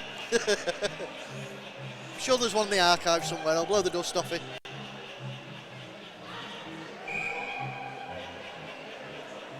So, of course, little reminder to our viewers, you can catch our Drop the Puck highlights show on Facebook and YouTube. You see the highlights of this and other games around the league. Face off, left-hand side of Pearson. Dragons come forward very quickly with that. Bit between his teeth is Dickinson. Dickinson goes to go all the way, it does! Jared Dickinson, coast to coast! Yeah, lovely little celebration there as well. Watch how he just puts the Jets on the drives. There's just a little bit of space there on the far side, but he finds it. What a goal. Rips it off the toe as well. Lovely shot. And on the shorthand, it's now YKK Widnes Wild 2, Deeside Dragons 4. Talk about putting salt in the wound. Wild definitely need to pull the heads out and find out what's going on. Shot goes sailing wide. Pearson's net. 2-man advantage. Oh, sorry, man advantage. So McKinney went for misconduct. Coulter holds the puck. Looks for somebody. You can see there Williamson trying to screen Pearson. Barlow does well to keep it up. Probably Hyde keeps it in well. Coulter again. Time ticking away on that double penalty. Hughes with the shot. Trying to tip it out in front. Coulter's going to get it round the back of the net. Still Joe Coulter. 15 seconds remain on the penalties. Hughes puts it in again, looking for the redirect. There's Hyde. Hyde picks the puck up, it's a 2-on-1. Dan Hyde. Backdoor effort, what a save, Pearson. Back out onto the ice from Kemp and Furnival. 5-on-4. Widnes still set up in the Deeside zone, however. 36 seconds left on the penalty, assessed to McKinney. Trying to find an opening Widnes. They need something to get back in this game. Williamson's going to have to get to that quick and does so. Rides the check from Furnival. However, it's allowed them in. Britton into the corner. 20 seconds left on the penalty. Shot comes up and down in the ring. Furnival finds the space, clears it away. Barlow's going to chase it back. Fresh legs. This is a wholesale change. 8 seconds left. Barlow trying to catch the Dragons on the hop. Between him and Gilbert, they've dragged it over. Here comes McKinney. And straight away, Ruddock has got to get going. Body on from McKinney. He's got a lot of bottled up frustration now to take out. Barlow thrown forward, knocked on by Greaves. Kennedy. Good work by Britton. Got it out. Shot in! Joe Greaves! Joe Greaves finds himself with a lot of space there. Let's have a look at the replay. Yeah, some battling in the corner. Lots of time and space, that high slot area. And a quick shot. We know he can shoot really, really well. And it's in the back of the net. Nice goal. And it's a 4-3 game. Yeah, it was great passing from Nathan Britton. Great hockey vision there to find Greaves. And just like that, he had a wild, quick punch and they're back in this one. Still only a goal game with 4 minutes 31 remaining in this second period. Well, again, an entertaining game, isn't it? Do not look away, we told you. When the referees allow it to flow, we get some good hockey. There we are, yeah. And here come the Wild again. Regan Taylor wearing the Hagger shirt. Taylor signing from Nottingham this week. Sends it back to Hughes. Coulter telling him hold up, look to set up. High forward check from Dixon. And they're saying touched up. No interference call. Body's coming on again as the game slowly works its way through the gears. Parsons has got the Jets on. Puts a body on Jackson. Into no man's land, scooped up by Kenny Witter. Kenny Witter does enough, just holds the puck up enough. Luciak under pressure from Taylor. Slot shot from Kennedy. Oh! The light went on there, didn't it? Yeah. Premature, I think. Yeah.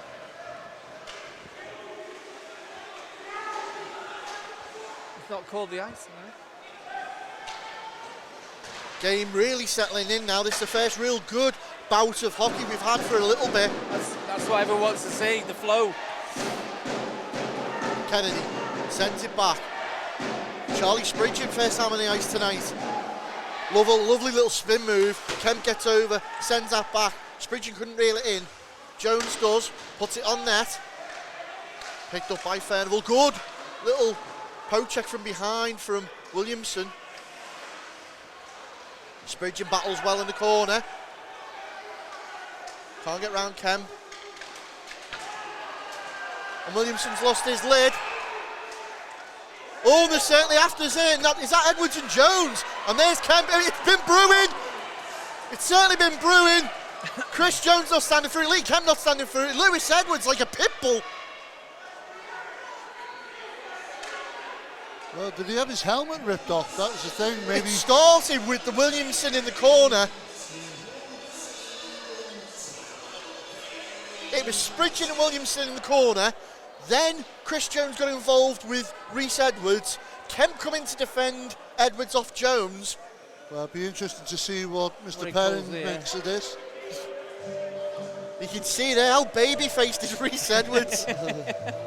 He's not arsed though, he's going straight to the box with pride. So 5 minutes in the Fresco environmental penalty bin for Rhys Edwards.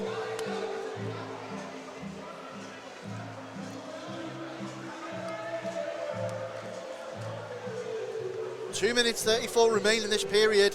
This game's certainly not dead.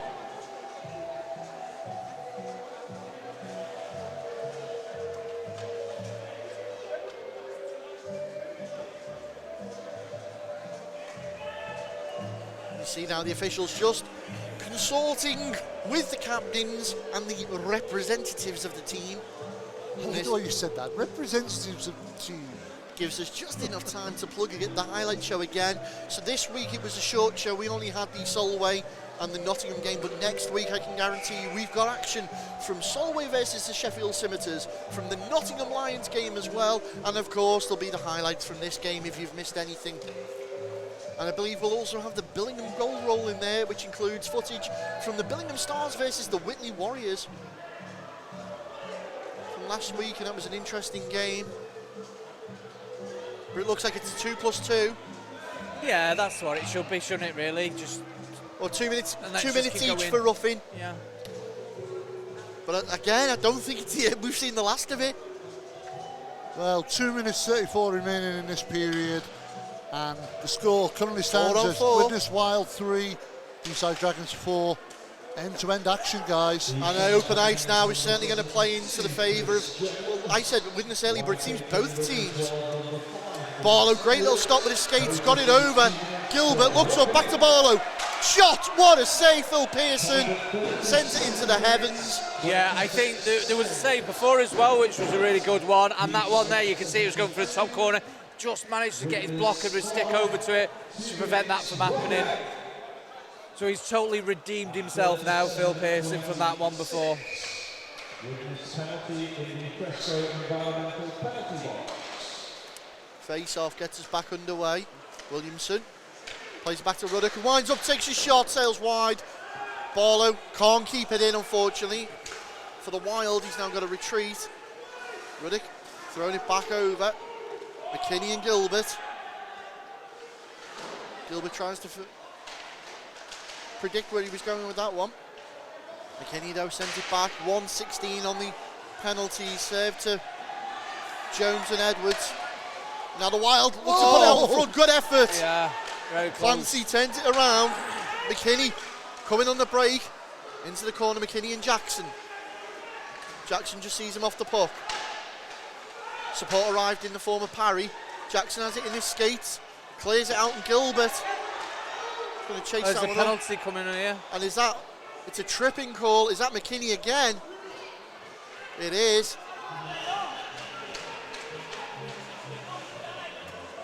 Two minutes for tripping. So I didn't really see much there, did you, Ben? it was Jackson that went down. If I'm honest, I just thought he'd span and lost his edge.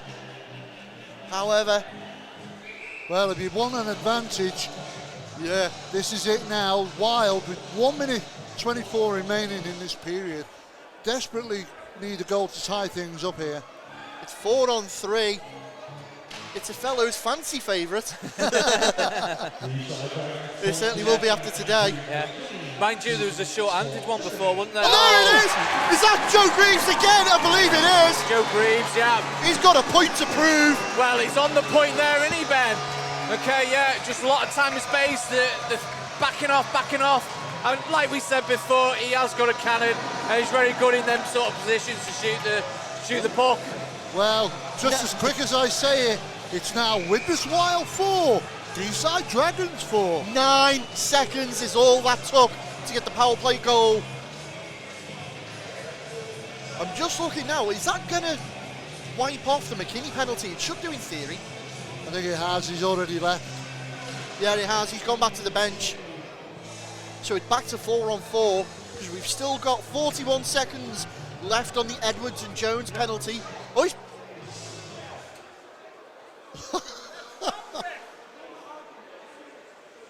Oh. So the timekeeper, the bench assistant, has let McKinney quite rightly go. It should be the other way around, should it? Jones should be out. So Jones should be out getting the first 2-minute penalty. But So Jones has come out now. Right, okay, so although they went in together, It's Jones saying, but I don't want to come out. well, either way, the Dragons are getting a man back.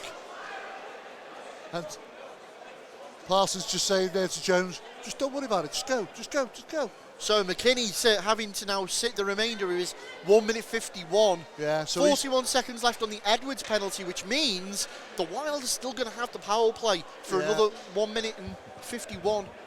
But it's 4-on-4 initially, 41 seconds left, and gives them roughly almost a minute 10 of the man advantage, with 1:15 remaining in the period. Well, So 4-on-4 hockey again. and it's 4-4. And it is now, yeah. Widnes Wild 4, Deeside Dragons 4. This is all to play for. What a pass! That was a brilliant pass. Coulter, he's got someone on the back door, and it was Corson Heron who couldn't reel it in. Dickinson getting his body in the way. 20 seconds left on the Edwards penalty. Jumping in a bit to get out the trapdoor. Communication over to the bench. He's going to skate straight off or come on. He says stay on. The signal from Hager is stay on. Parsons gains it, drops it for Volusiak. Great defence by Murray. 2-1. Trapdoor opens. Edwards back on the ice, and he's well. That's good. Well, is that simulation there possibly by Parsons? Either way, Coulter's picked the puck up. 20 seconds left. Shot on Pearson. Saves it. Spilled up Volusiak. And there's something going on the other side of the net there. Edwards again involved, and he no longer just got back on the ice. And that's Kennedy this time. he loves getting involved, doesn't he? Yeah, go with the net, crash in the net, causing problems. I'll tell you what, Yep. Steve, he's definitely one kid I'd love to have signed in my team. Do you know, yeah, it's because the exciting thing is where is he going to take it? Where's he going to take it to? Do you know what I mean? He's 16, playing at this level, looks quite comfortable. I probably can see a difference in his game today than what I did a few weeks ago when they played. So he's going to get better and better, every time he gets on the ice. Either way, 17.3 seconds left in this second period. Face off, right hand side of Pearson. Dragons clear it out, and it is 5-on-4 in favour of the YKK Widnes Wild. 46 seconds left on that penalty. This is probably going to be the start of the third period unless the Wild can grab something within this 5 seconds. Shot in, Pearson spills it up, pulled down, Murray can't get there. There's your buzzer, shot on late from Ruddick. Everyone's happy with that. 36 seconds is what's left. We're going in to the final period all square, but it's going to be a 5-on-4 start for the Widnes Wild. I hope I've still got some breath left. Well, we guarantee you entertainment here on Drop the Puck when we give you games between the Widnes Wild and Deeside Dragons. If you want to catch more of the action, join us right after this short break.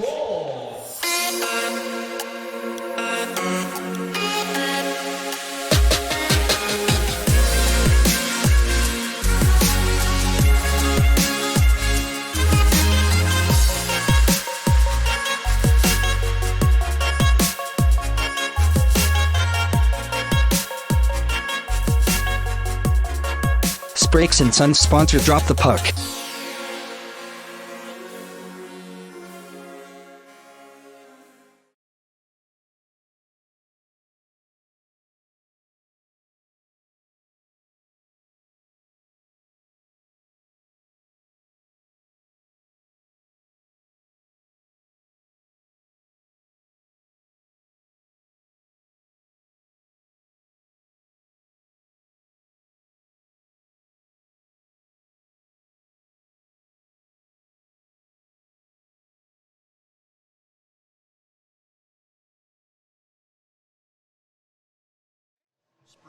Briggs, right. Welcome back to Planet Ice Widnes for this morally matchup between the Widnes Wild and the Deeside Dragons. Score currently stands at an amazing 4 apiece. And From the top, gentlemen. and if you didn't see the first 2 periods, where the hell have you been? This has been a humdinger. I told you to go to the toilet and get your snacks ready. That's all I'm saying. Yeah, it's. So, I'm going to say it again, guys. If you were the Widnes Wild, what would have been said in that dressing room then? Well, I'll speak on behalf of the Wild on this one. Go on. So I'd say Hagger's gone in there. Maybe a few water bottles have been thrown around, but he's going to have told them, get your heads out of your orifices, because this is our bar. They turned us over in the cup, and they got done 7-0 by Solihull, who we turned over 5-1. There should be no reason for this. We can play hockey, get it going now. Steve, quickly, Deeside. Well, I think Deeside's just given away a 2-goal lead, so they would have been like coming in, probably going into the change rooms with a bit of frustration there. But it's 4-4 game, so this period is a big period of hockey to come, so they've got to make it count. Stay out the box. You can't win the game in the box. Just stay out of it. Yeah, I'm going to finally say on this one, if it's me, I would say Widnes got to be very careful not to let Deeside get straight from the off like they have been on the past 2 periods and scoring quickly. Don't get caught cold. Don't get caught cold, yeah. And certainly for both teams, stop the penalties. Let's play hockey. If they both play sensible hockey, and it's nice and flowing, I think we're in for an interesting 3rd period. Well, I'll tell you now, it's going to be a man advantage for Widnes to start. They're going to need to capitalise on that and try and stake a claim in this game early. Yeah, I think that's a good point as well. Straight from the off, we've been able to catch them, just like with the guard down a little bit. So straight from the off, let's go for it. But the flip side to that is watch the high man coming in, because that's where I think it was. Joe Greaves scored 2 goals in that period, so you've got to watch that high slot area, because that's where Widnes has been deadly that last period. Well, interestingly enough, Ben's already pointed out, Deeside are going to start a man down for this 3rd final period. 36 seconds remaining on the penalty for McKinney. So the Wild have got the advantage. Can they make that count? You'd want them to if you're a Wild fan.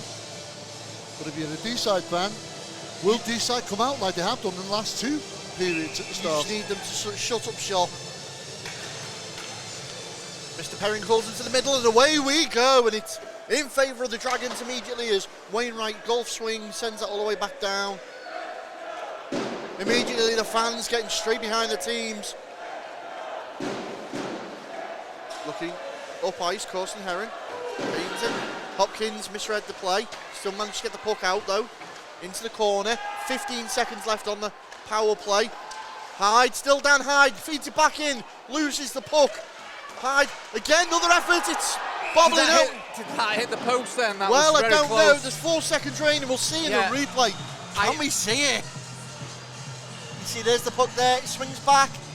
I think it Oh! did. It did. Do you know why? Because if it didn't hit the post, it would have gone round the boards, wouldn't it? And it did. Yeah. It came right back into the slot area. What an Yeah. effort that was from That was Dan close. Hyde. That was close.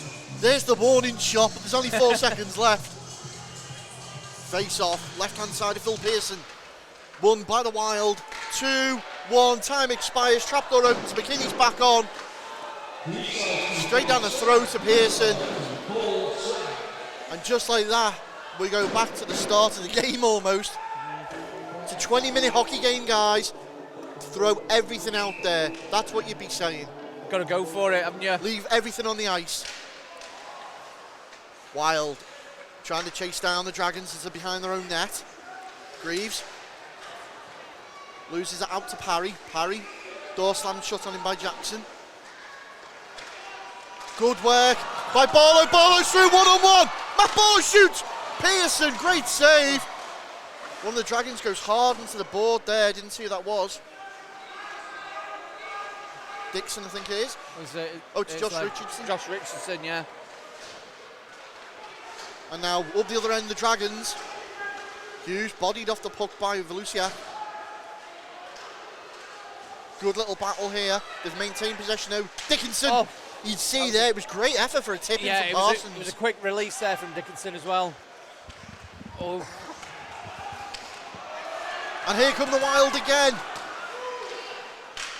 Barlow puts it in. Matt Barlow is doing everything right now for the Wild. Holds it up. Back door was too easy that first time. Takes a shot. Chiseko out in front. Yeah, he's really working hard, Barlow, there, isn't he, for his team? You know, creating something from nothing. Yeah, just like, there's not much, lots of time and space actually for him there, and he decides to take a quick shot. Action will resume. Right-hand side of your screen, left-hand side of Phil Pearson's net. 18-16 left in this game. Still 4 goals each. Coulter and Lovell in for the draw there. Puck goes up and back into play. Ruddick sends it over D2D.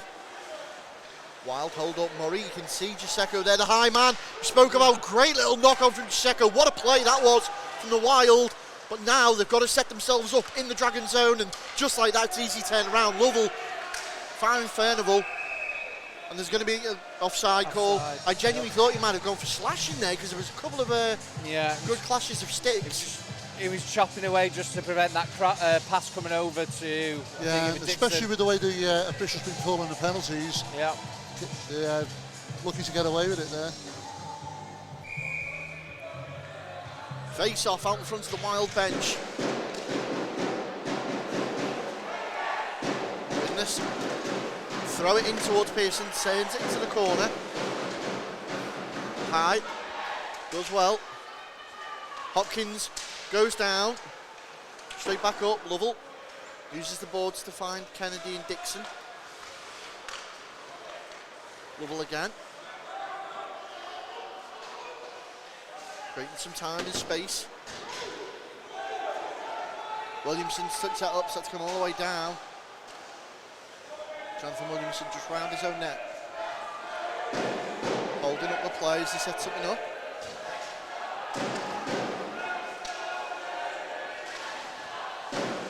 Williamson couldn't get that in. Turn around Parry, Alex Parry for the Dragons. You can see the plan there. Clancy was skating into the low slot. Second bite of the cherry for them. Shot in, backdoor attempt. Yeah. Good tie up on the sticks with Hopkins there. Prevents that shot getting away.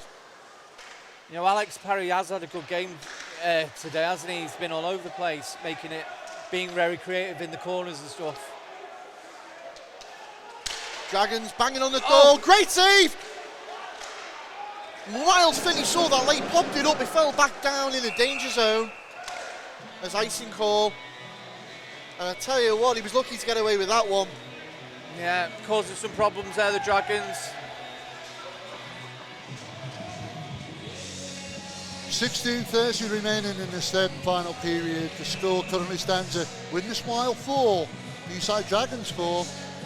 Face off, right hand side of Miles Finney's net. Britton and Parsons in for the draw. Luciak with the puck, sends it through the centre. Picked up by Andy Hopkins, off the board. Giuseco's going to get his skates going. Pearson's called out of his net. It's Hyde, in fact, Dan Hyde. Good body on that puck there, took it off Hyde. Good hip check, sends Parsons down. Luciak gets it out, top of the slot, Richardson. It's in. It's in, up through the traffic. Well, Richardson was on the blue line. Yeah, again, a lot of work being done in the corner. Again, that high slot area's been the key tonight, hasn't he? Gets a shot. I think it gets a bit of a tip and it chuckles into the back of the net. So, that. it's Widnes Wild 4, Deeside Dragons 5. Yeah, did James Parsons get the last touch of that? Oh, I think he did. okay. There's a timeout being Yeah. called. Fresh Is that an biscuit official being timeout called or? Looking for a biscuit.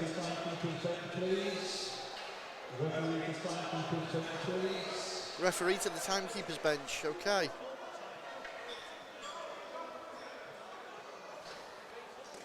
Well, Pearson went for a little jolly then to his bench.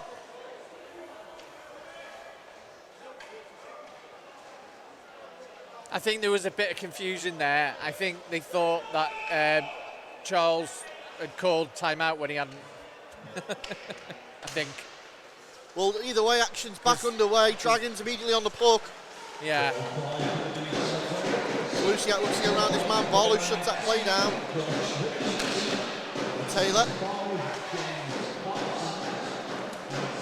There comes Williamson. Takes a shot off the blocker into the path of Regan Taylor. Taylor bodied hard into the boards. Again, oh, what a play! What a play! That was another low and hard shot from Joe Greaves. Well, deflected in by... Yeah, I think Barlow. our camera missed that. Working in the corner, it just comes out to that point. And it's just fired towards the net, isn't it? But we know he's got a... Do you know what? It's at his third of the night. We know he's got a cannon. Yeah, it's an assist for him.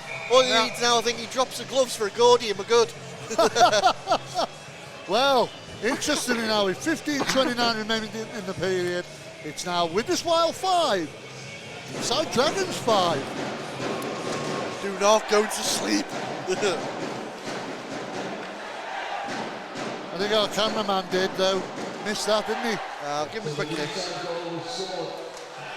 Colson Heron gets it over to Edwards. Edwards back on, that's going to be offside. Oh, there's Yeah. a little bit of afters.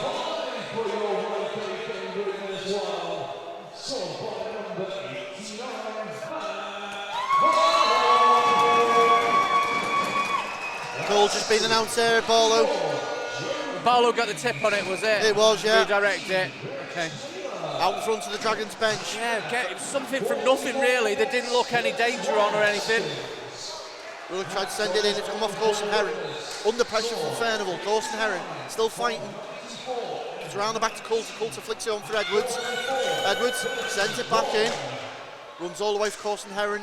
Needs somebody skating in on it now, like Edwards. He's got too much on it. Murray's going to be there though. Time. Shot in. Looking for the redirect through all that traffic. Now Kennedy for the Dragons. Sends it over. Great little play there. Ruddock reads a pass to Furnival. Colson Heron. Lovely play over to Edwards. Edwards puts it towards now into the glove of Pearson. Well, you want a quick change there. I think he took a hard hit on the boards before. Yeah. However, that lad can put a shift in. Well, it's definitely a name to watch for the future, isn't he? Certainly Well, let's is. watch for the 10 on the ice at the moment. Face off between Britton and Clancy goes away of the Wild. Shot down the throat of Pearson again. Yep. Skating on it was Hyde this time. And again, the dangerous situations are coming from that point, man, isn't it? Just puck going back there for them quick shots. Got to get quicker out to them points. Best or blocking Hughes in the these shots. position this time. We know Hughes has got a rocket on him. Comes back out to McKinney. McKinney looks up. He's got Parry in support. Decides to go alone. McKinney takes a shot, deflected, and that right there is the difference between the two netminders. Finney is having to spill up some of those really heavy shots, whereas Pearson seems to be comfortably taking them in. Yeah, just every time there's a rebound, you want it to go to the corners, don't you? Never in front of your net. Hopkins gets to Hyde. Hyde gets it across to Britton. Nathan Britton throws it in. Tight angle that, but he still looked for it. Good save out of Pearson. Yeah, just again breaking into the zone, you know, at a tight angle, just to take the shot and get a face-off. But let's see how they do with the face-offs here, because they've been doing quite well, winning the puck back and getting these quick shots in. Kemp, your point man this time. In for the draw, Regan Taylor up against Parsons. There we go again. Barlow loses the puck, and straight on that is Luciak. Far side, looking to skate in. Dragons going all the way. Backhand. swings right past the face of the net. Here we go. There's certainly a fight now. It's Kemp and Dickinson, and it's carrying on the floor. Well, Dickinson and Kemp.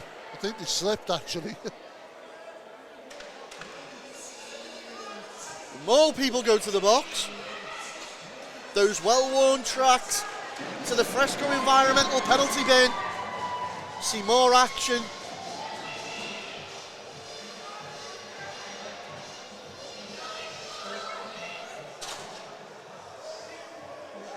Well, Finney looked like he took something there as well. Yeah, I think the players were all going to the net because I think he pulled a move to put it in on the backhand, but everyone was just crashing the net because the puck was bouncing, wasn't it? And that's where I think Kemp stepped up to try and protect his goalie. Well, it looks like it's going to be 5 minutes fighting.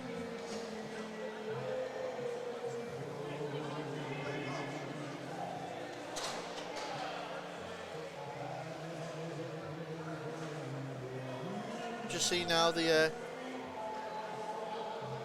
Mike Jones just telling Dickinson there. Good tilt. Wouldn't have called it a proper tilt though. No, just not much in it really. Either way, it's resulted in both men sitting down. Looks like a 5. No, I think well. What's going on here? Because it looks there's only one penalty on the clock there, isn't it? And that's 61. It's a 5-minute wager for fighting, plus a 2-minute round for goaltender interference. No penalties. Right, so Dickinson goes for goaltender interference plus fighting. Kemp goes for fighting. They're offset coincidentals. And it means it's a 5-on-4 power play in favour of the Widnes Wild. Yeah. Which I think Gary Dixon is sitting. Yeah. Hyde plays that puck around. Taking the time. Corson Herron looks to go inside. Oh. It was Coulton that was sat on the post there. Hyde looks up. Goes out to Murray on the blue. Murray puts it through traffic and it's pinballed straight back out. Finney comfortably just behind his net. For the Wild, Jack Murray, good stretch pass. Manages to find Dan Hyde at pace. Hyde loses all momentum there coming back. Rides the big hit from Kenny Witter. That's an interference call. Witter's going to box. Delay penalty. And the net man has been pulled by Widnes. So on goes the extra man on the delay penalty call. Do you know what? Good effort again. Out in front, touched up. Do you know what? If they had any sense, this is where a lot of teams would have given the puck a lot sooner. And the reason for that is you got more time on the 5-on-3. That's what a lot of teams do. But they decided to carry on with that. Well, he is the pantomime villain, is Reese. Do you know what? He's a nice guy as well. And it was a beautiful hit. Unfortunately, just a little bit too late. Nevertheless, 12:44 remaining in this final period. The scores are all tied, and Widnes on the power play. It's a fellow's favourite. There we go, baby. But I hope not. Well, here we go. We've Good got a break. touch up, and that's McKinney. McKinney through. Finney sends it back the other way. This is a 3-1 break now.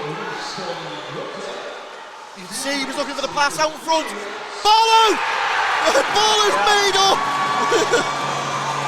What a play. Well, we did say you should always score in a 5-on-3. And it is literally as you expect. Yeah. Just throw the bodies and the puck forward. Yeah, I think Matty Wainwright did everything he could do there to try and take away the passing lane. However, it managed to get there. There's that man Barlow there, free in the high slot to put it in. I'll tell you what, if Matt Barlow doesn't walk away with man of the match for the Wild. Yeah, he's do you know what? In the absence of outstanding. Haggard, he's been an outstanding performer. He has, yeah. Do you know? A few years ago, he was coming through into the ranks. I could see him. I could see there was a talent there, and it was depending on where he wanted to take it. And you can see like he's getting to that maturity about him, where he can be a game changer in these games. So 5-on-4 still though. The score now here at Widnes Wild is Widnes Wild 6, Deeside Dragons 5. Shot in, it's deflected away. So Gary Dixon returns. to the bench. There's Barlow again at pace. He's hungry for more. Round the back with Kennedy. Barlow looks like he's carrying the whole game on his shoulders. Britton. Gisecco. Well, that went nowhere. Greaves called for the pass. Sends it back in. Gisecco puts a body on Kennedy. Britton. Back to Hughes. Greaves puts it through into the middle. Ooh. Good effort there. Britton tied up with his man. Good idea. 50 seconds left on the power play. Lovely pass. Greaves takes a shot deflected out. See, now that's the sort of shot we expect Greaves to normally hit. And there's the call. Barlow decides to test Pearson himself. What a save.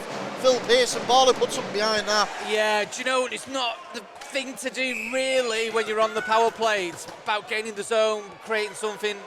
But at least they've got a face-off deep in the zone. 29 seconds left on the penalty assessed to Kearney Witter.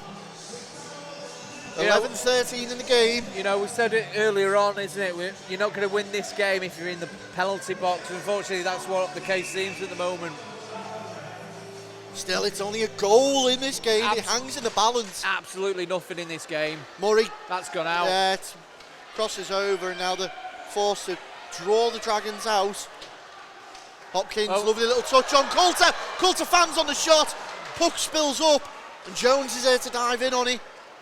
Chris Jones sends it down towards Finney's net. 10 seconds left on the play. Sent back around for the Wild. 5 seconds left. 2-1. Trapdoor opens. Kearney Witter's back on 5-on-5. Shot on. Pearson just let it run through the glove. Hopkins couldn't keep it onside. Turns it round well. Turned away by Parsons and Volusiak in the corner. Murray straight over there. Dragons trying to get something out of this. Shot on. It's come off the leg pads of Finney. And now Hopkins told, take it into the corner. Quick change of legs. Chris Jones lined him up. Something rotten then. He's feeling that way. He's going to skate back to bench. Lovell drags it over.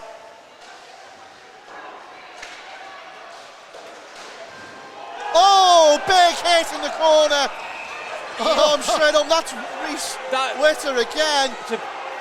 To be fair, that looked like a clean hit. It's just that's what caught me off guard. Yeah, you know, the puck was there. I don't know what the call is. He's hit him. I don't know.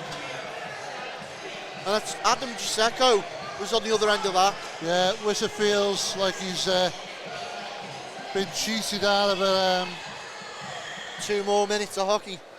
Yeah. But nevertheless, we said it earlier. There's all these talking points in this game, Gary. Each one of these penalties right now could be the talking point that swung the momentum in the game. I think he's called checking to the head, was there? Is that? That's going to be a very, very standout penalty if it is. Yeah. However, it's going to be difficult because it's the size of him. I was about to say, you look at the size difference of Gisecco and Witter. Yeah.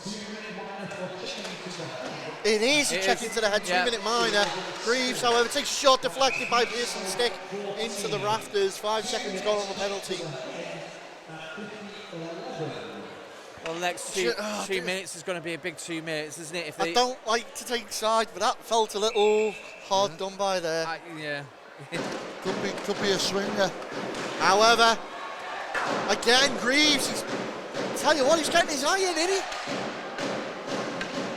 Dragons on the PK now, desperately trying to get back in this game. Penalties are taking them out, not the gameplay, it's the penalties. Barlow seems to be carrying the Wild team on his shoulders at the moment. But dare I say it, Ben, Steve, penalties or not. There's another one coming. Yeah, favours Houston. Is that McKinney? McKinney, yeah. To the bench goes Miles Finney. Well, the Wild fans are elated. The Dragon fans are fuming. Oh. That's a tripping call. Again, I think he played the puck, and as he's turned, he's given a bit of a nudge. But It's getting a bit crowded in there now. yeah, again, I don't know, not too much in it. But There's got to be none of them sugary sweets left, is there? it's another 5-on-3.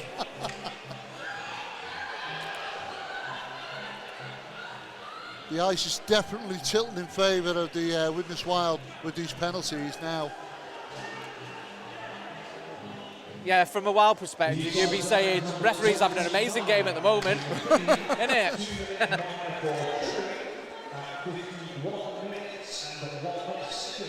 You know, they pass the puck so well, it's going to be really difficult, because what it also does, it takes that clock down as well, because there's 3 minutes of penalties there, which will take you down to the last 5 minutes as well. Face off between Coulter and Parry. Coulter comes out with it. Greaves eyes up his shot. Parry just shadows him. There it is. Oh! Joe Greaves! Woo! Do you know what? You could anticipate what was going on there. He had one thing in mind. Oh yeah. He's just moving over to create a bit of a space. You've got the screen in front there, and he's got a very good shot, as we've said about 58 times today. And just like that, it's now YKK Widnes Wild 7, Deeside Dragons 5. And you should always score in a 5-on-3, which they did. but here's the other thing now, they're still on the power play for 153. Correct, that is right, Steve. So Murray now in possession of the puck. Sent forward, the Wild fans elated. The Dragon fans, well, they're going to want to get out of here sharpish tonight, I think. Shot in by Parry.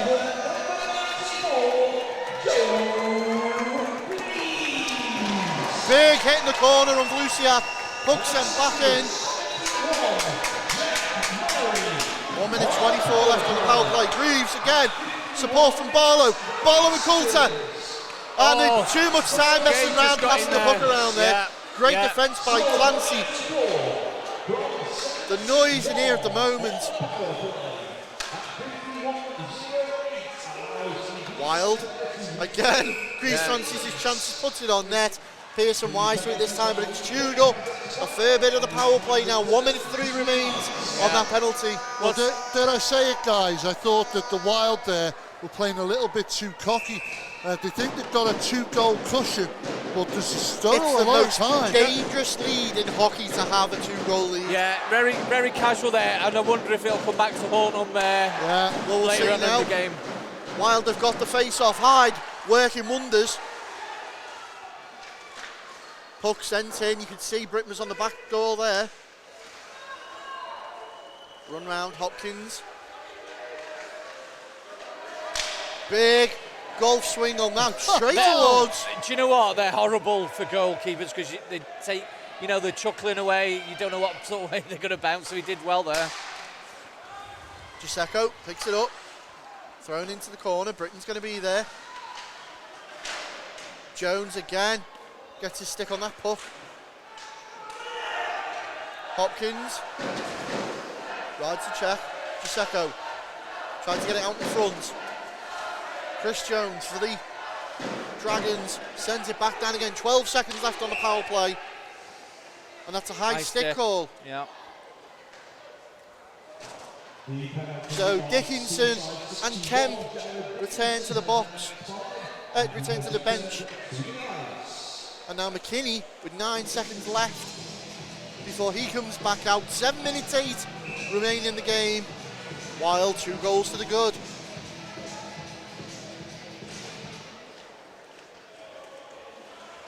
Williamson behind his net.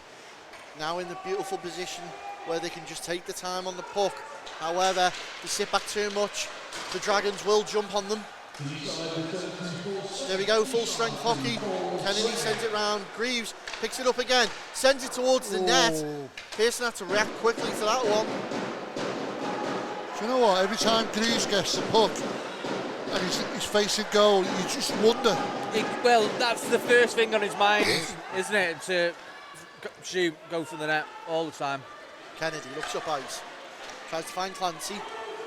Kemp's going to have to get there. McKinney's there though, sends it back into the middle. Shot in from Kennedy, low slot, good save. Miles Finney. Parry's kept it alive for them though, gets it out to Kennedy once more, winds up another shot. Some big Tell you what, saves, Regan yeah. Taylor's going to feel that. Yeah, some good blocks there coming in. And that's offside. Oh, So they've managed to clear the zone. Well, this crowd is starting to get behind the Wild.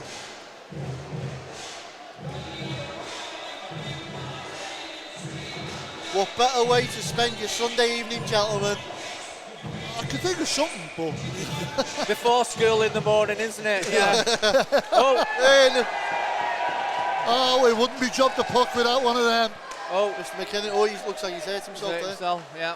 However, we're back with Wainwright, throws it towards the net of Finney. Coulter rides that one. Desperately in the corner now, Parson tried to get it back. Edwards is back in the fray. Murray does enough to get it round Parsons. Lovely play by the Wild. They've given it over though, Dickinson, round his man. Shot! Right across the face of the goal, it only needed a stick. Parsons held up on the board by Coulter. Luciette comes in for support. Looks to turn in again, it's off a body. Swung out and Corson Heron throws it out the zone. Mike Jones, well, for the Dragons, gives it up to Rhys Edwards. Well, there was a few cries for holding there, but either way, Dragons have come away with it again as we enter the final 5 minutes of this game. Jackson slams the door shut and Dixon.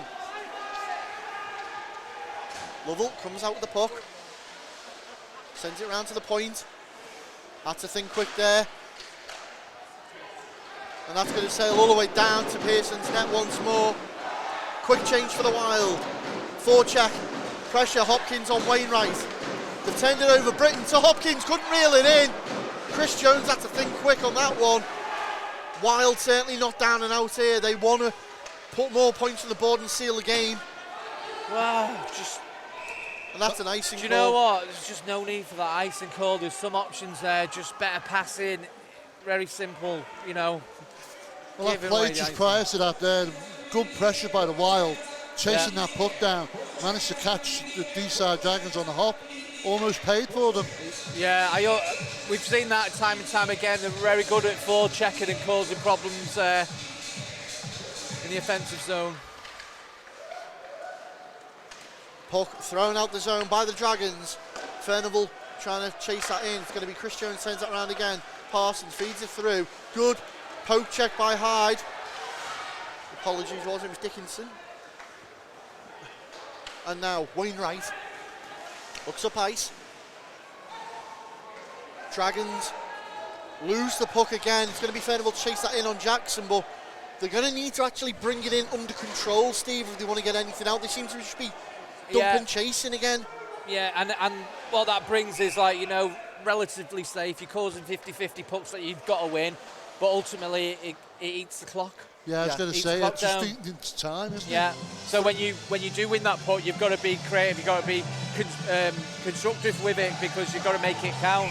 It's playing into the hands of the Wild as this clock up, and it's now 3:48 remaining in this third final period. Timeout called by the Dragons. Deeside has called a 30-second timeout. Well, whatever Hagger said in the change rooms at the end of the second, it must have been good. You can see there, Mike Clancy's got something drawn up on the board. Yeah. On the other side, Hagger in the strange position of being on the bench. Another player I've noticed not playing tonight, or icing, Chris G. Chris G, Yep. yeah, key defensive signing Yeah. for the Wild. And is that Mikey Gilbert's not icing? It Yeah, is. yeah, as well, yeah. Mikey Gilbert's over come there. off the ice. Yeah. Well, they are missing a couple of guys, aren't they, as well? Maybe Gilbert took a knock or something we don't know about. Probably one of his kids beat him up when he was coaching them. Yeah. Face-off is won by the Wild, which is exactly where in the position you want to be. Sent back around by Kemp past Parry. Back to Kemp in the corner. Sent all the way up for Greaves on the hop. Kennedy and Greaves in the corner. Joe Greaves manages to dig it out. Can he get it away from Ross Kennedy? No. Turned around by the Dragons once more. McKinney drops that back. There's a hit on Greaves on McKinney. And the Widnes faithful once more get behind the team.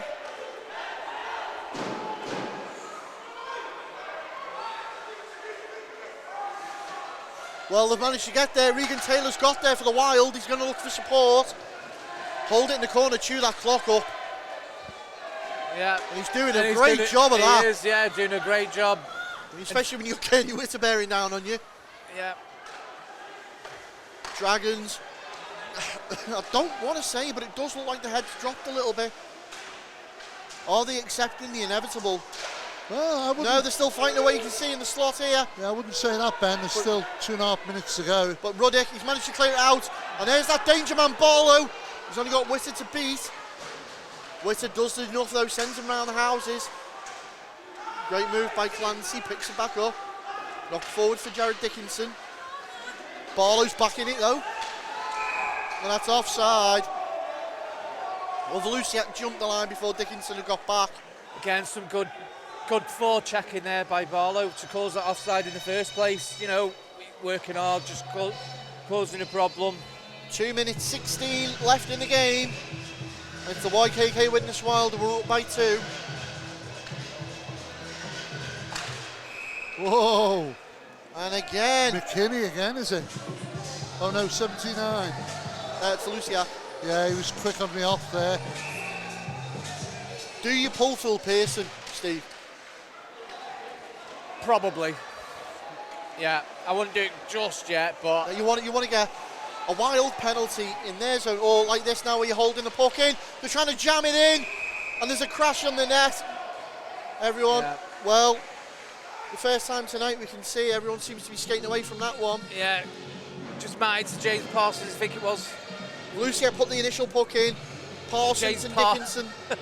James Parsons flying in, just to try and create something. But Right, 2 minutes and 1 second. Face off in your opponent. Well, it's in the neutral zone, but it's in front of their zone. well, you've got to go for Yeah, it, haven't you? you're kind of watching Pearson to dart. He's still Yeah. set in his net. And well, stuff like that's going to happen. Yeah.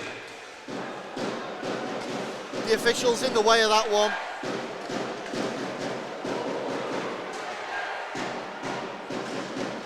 One eye on the puck, one eye on Pearson.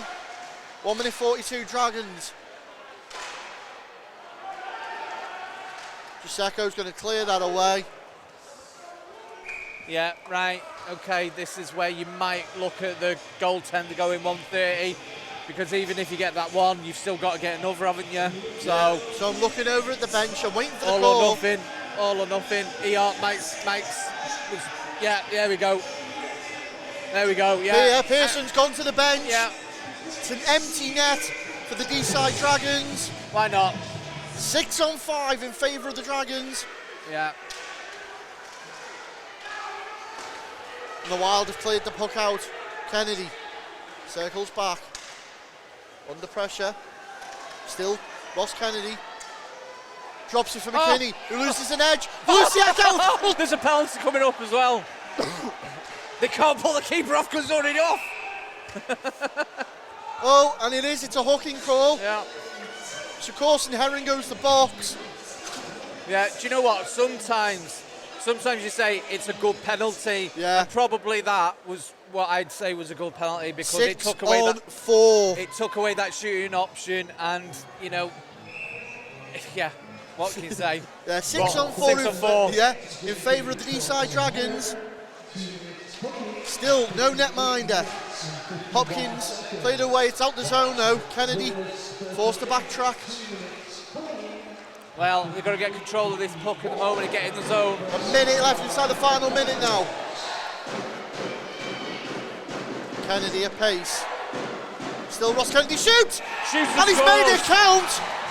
Now this is going to make for a very interesting last minute. Ross Kennedy, we know he's got this in his locker. Just goes down the wing, finds some space right in the top shelf. Keeper Finn was down a little bit too early there maybe. but it was a good goal. So, What goes on now then, eh? so the score here at Planetised Widnes is now Widnes Wild 7, Deeside Dragons 6, with 48 seconds remaining on the clock. Pearson's back in net. Yeah. Oh, hang on, they were still sorting men out. Yeah, what you'll probably find is as soon as they get good possession, maybe a go face again. off in there, it'll be straight off. 47.7 seconds in the game. Wild with the puck in their own zone. Look to clear it out. Dragons turn it round. I'm looking at, and that's going to be an icing call. So he's certainly not going to want to go. No. The Dragons will just be dumping it. Dragons can't afford to dump it. I mean, Wild will just be dumping it now, won't they? They can, yeah, but the thing is, that's going to give the face-off in their zone. Right now, the Wild just want to draw the clock out. Big stretch pass That's going to finds be an McKinney. icing. McKinney's Yeah, knocked it oh on. no, it's got there Pearson's quicker. gone to the bench. Back to 6:05 in favour of the Dragons. You can hear the fans get behind the team. Into the corner, fighting away. Parry puts it back into the corner. At the point, all the players line up in front. Wainwright goes to take the shot. Barlow turns the rockets on. Matt Barlow beats out Wainwright's trip. It's a tripping, calls it a penalty shot. It might be. And the hands coming up.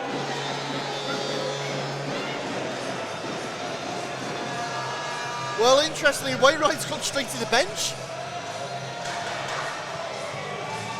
Yeah, it was a total dive that by the Widnes player, I'm sure. Only joking. No, I don't know what else. I really don't know what else Matty Wainwright could have done there, really. So I think he's just given away a penalty shot rather than an open net goal. Is it a penalty shot? No. The puck's gone in. They've given it as a goal. Wow. So Barlow managed to put the puck in. Well, a bit of a strange situation here now with 3 seconds remaining. The score currently stands at Widnes Wild 8, Deeside Dragons 6. Clancy takes the shot. There's the buzzer.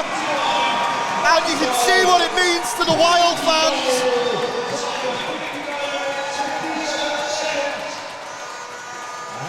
Well, after being turned over in the M56 Cup, the Wild needed to make a move on the Dragons.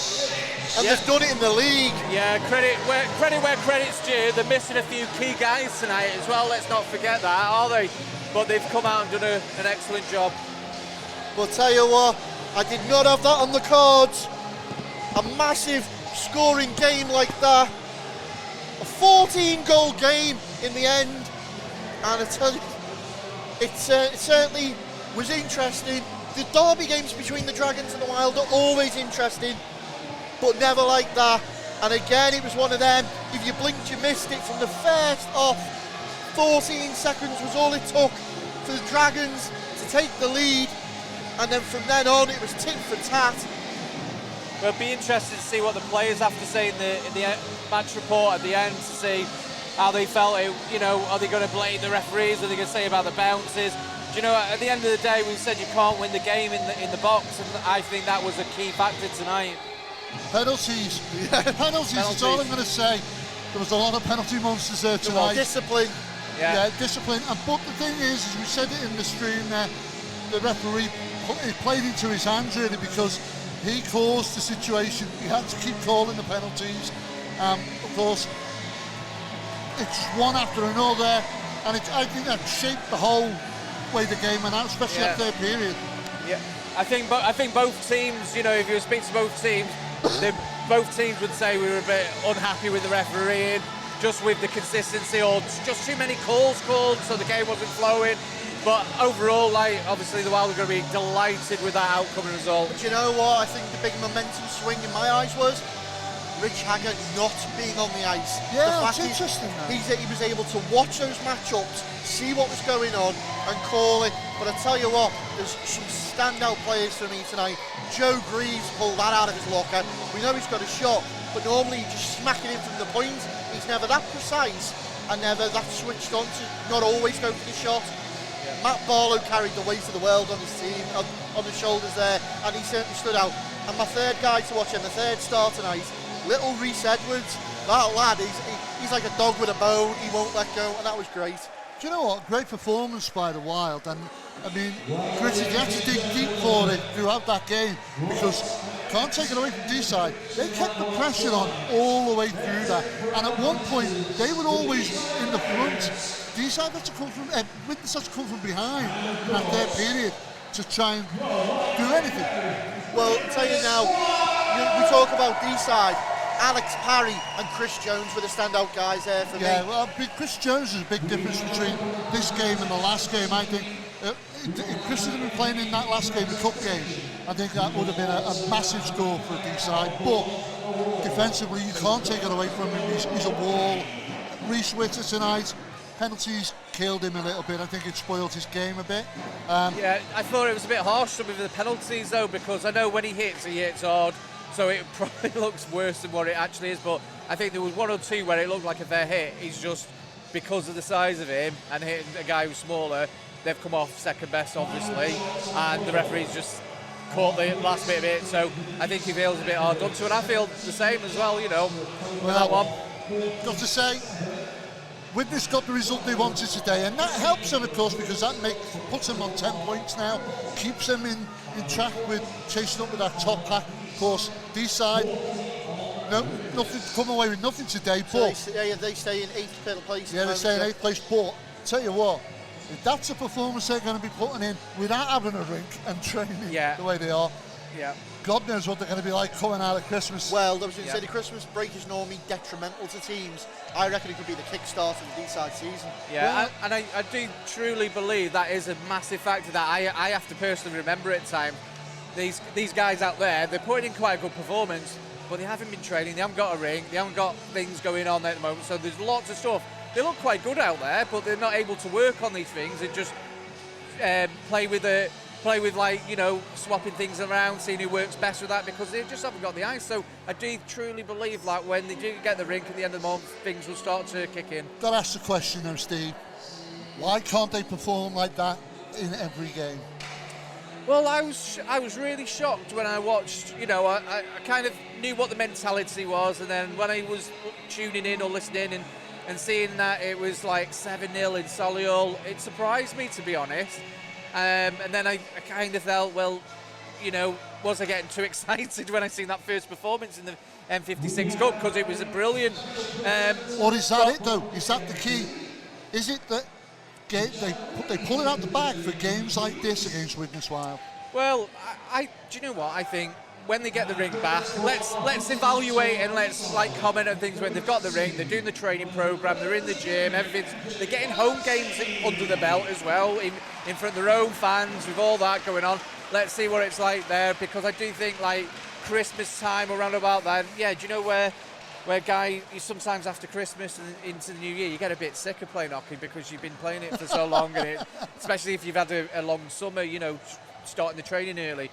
But these guys haven't been on there, so I kind of think they'll start to come good towards Christmas time and then thereafter. Well, just picking it up there, the man of the match for the Deeside Dragons was young Mike Clancy at MJ Clancy, picking it up, which is interesting. He certainly did put in a few good shifts today. Well, he's got that experience, hasn't he? He's got the international experience, and you know, and he's family coaching, so you know, you've got to say that you'd expect him to put a performance. He's played here at Widnes, he knows how they work, he knows it's such a small rink as well, as we said, and that plays into their advantage in some ways. But again, what a battle. I mean, you know, end-to-end stuff. This game had everything. It was a perfect derby game. Well, I was going to say, Firework Lake was last night, but it certainly had some explosions in today. I'm just looking now.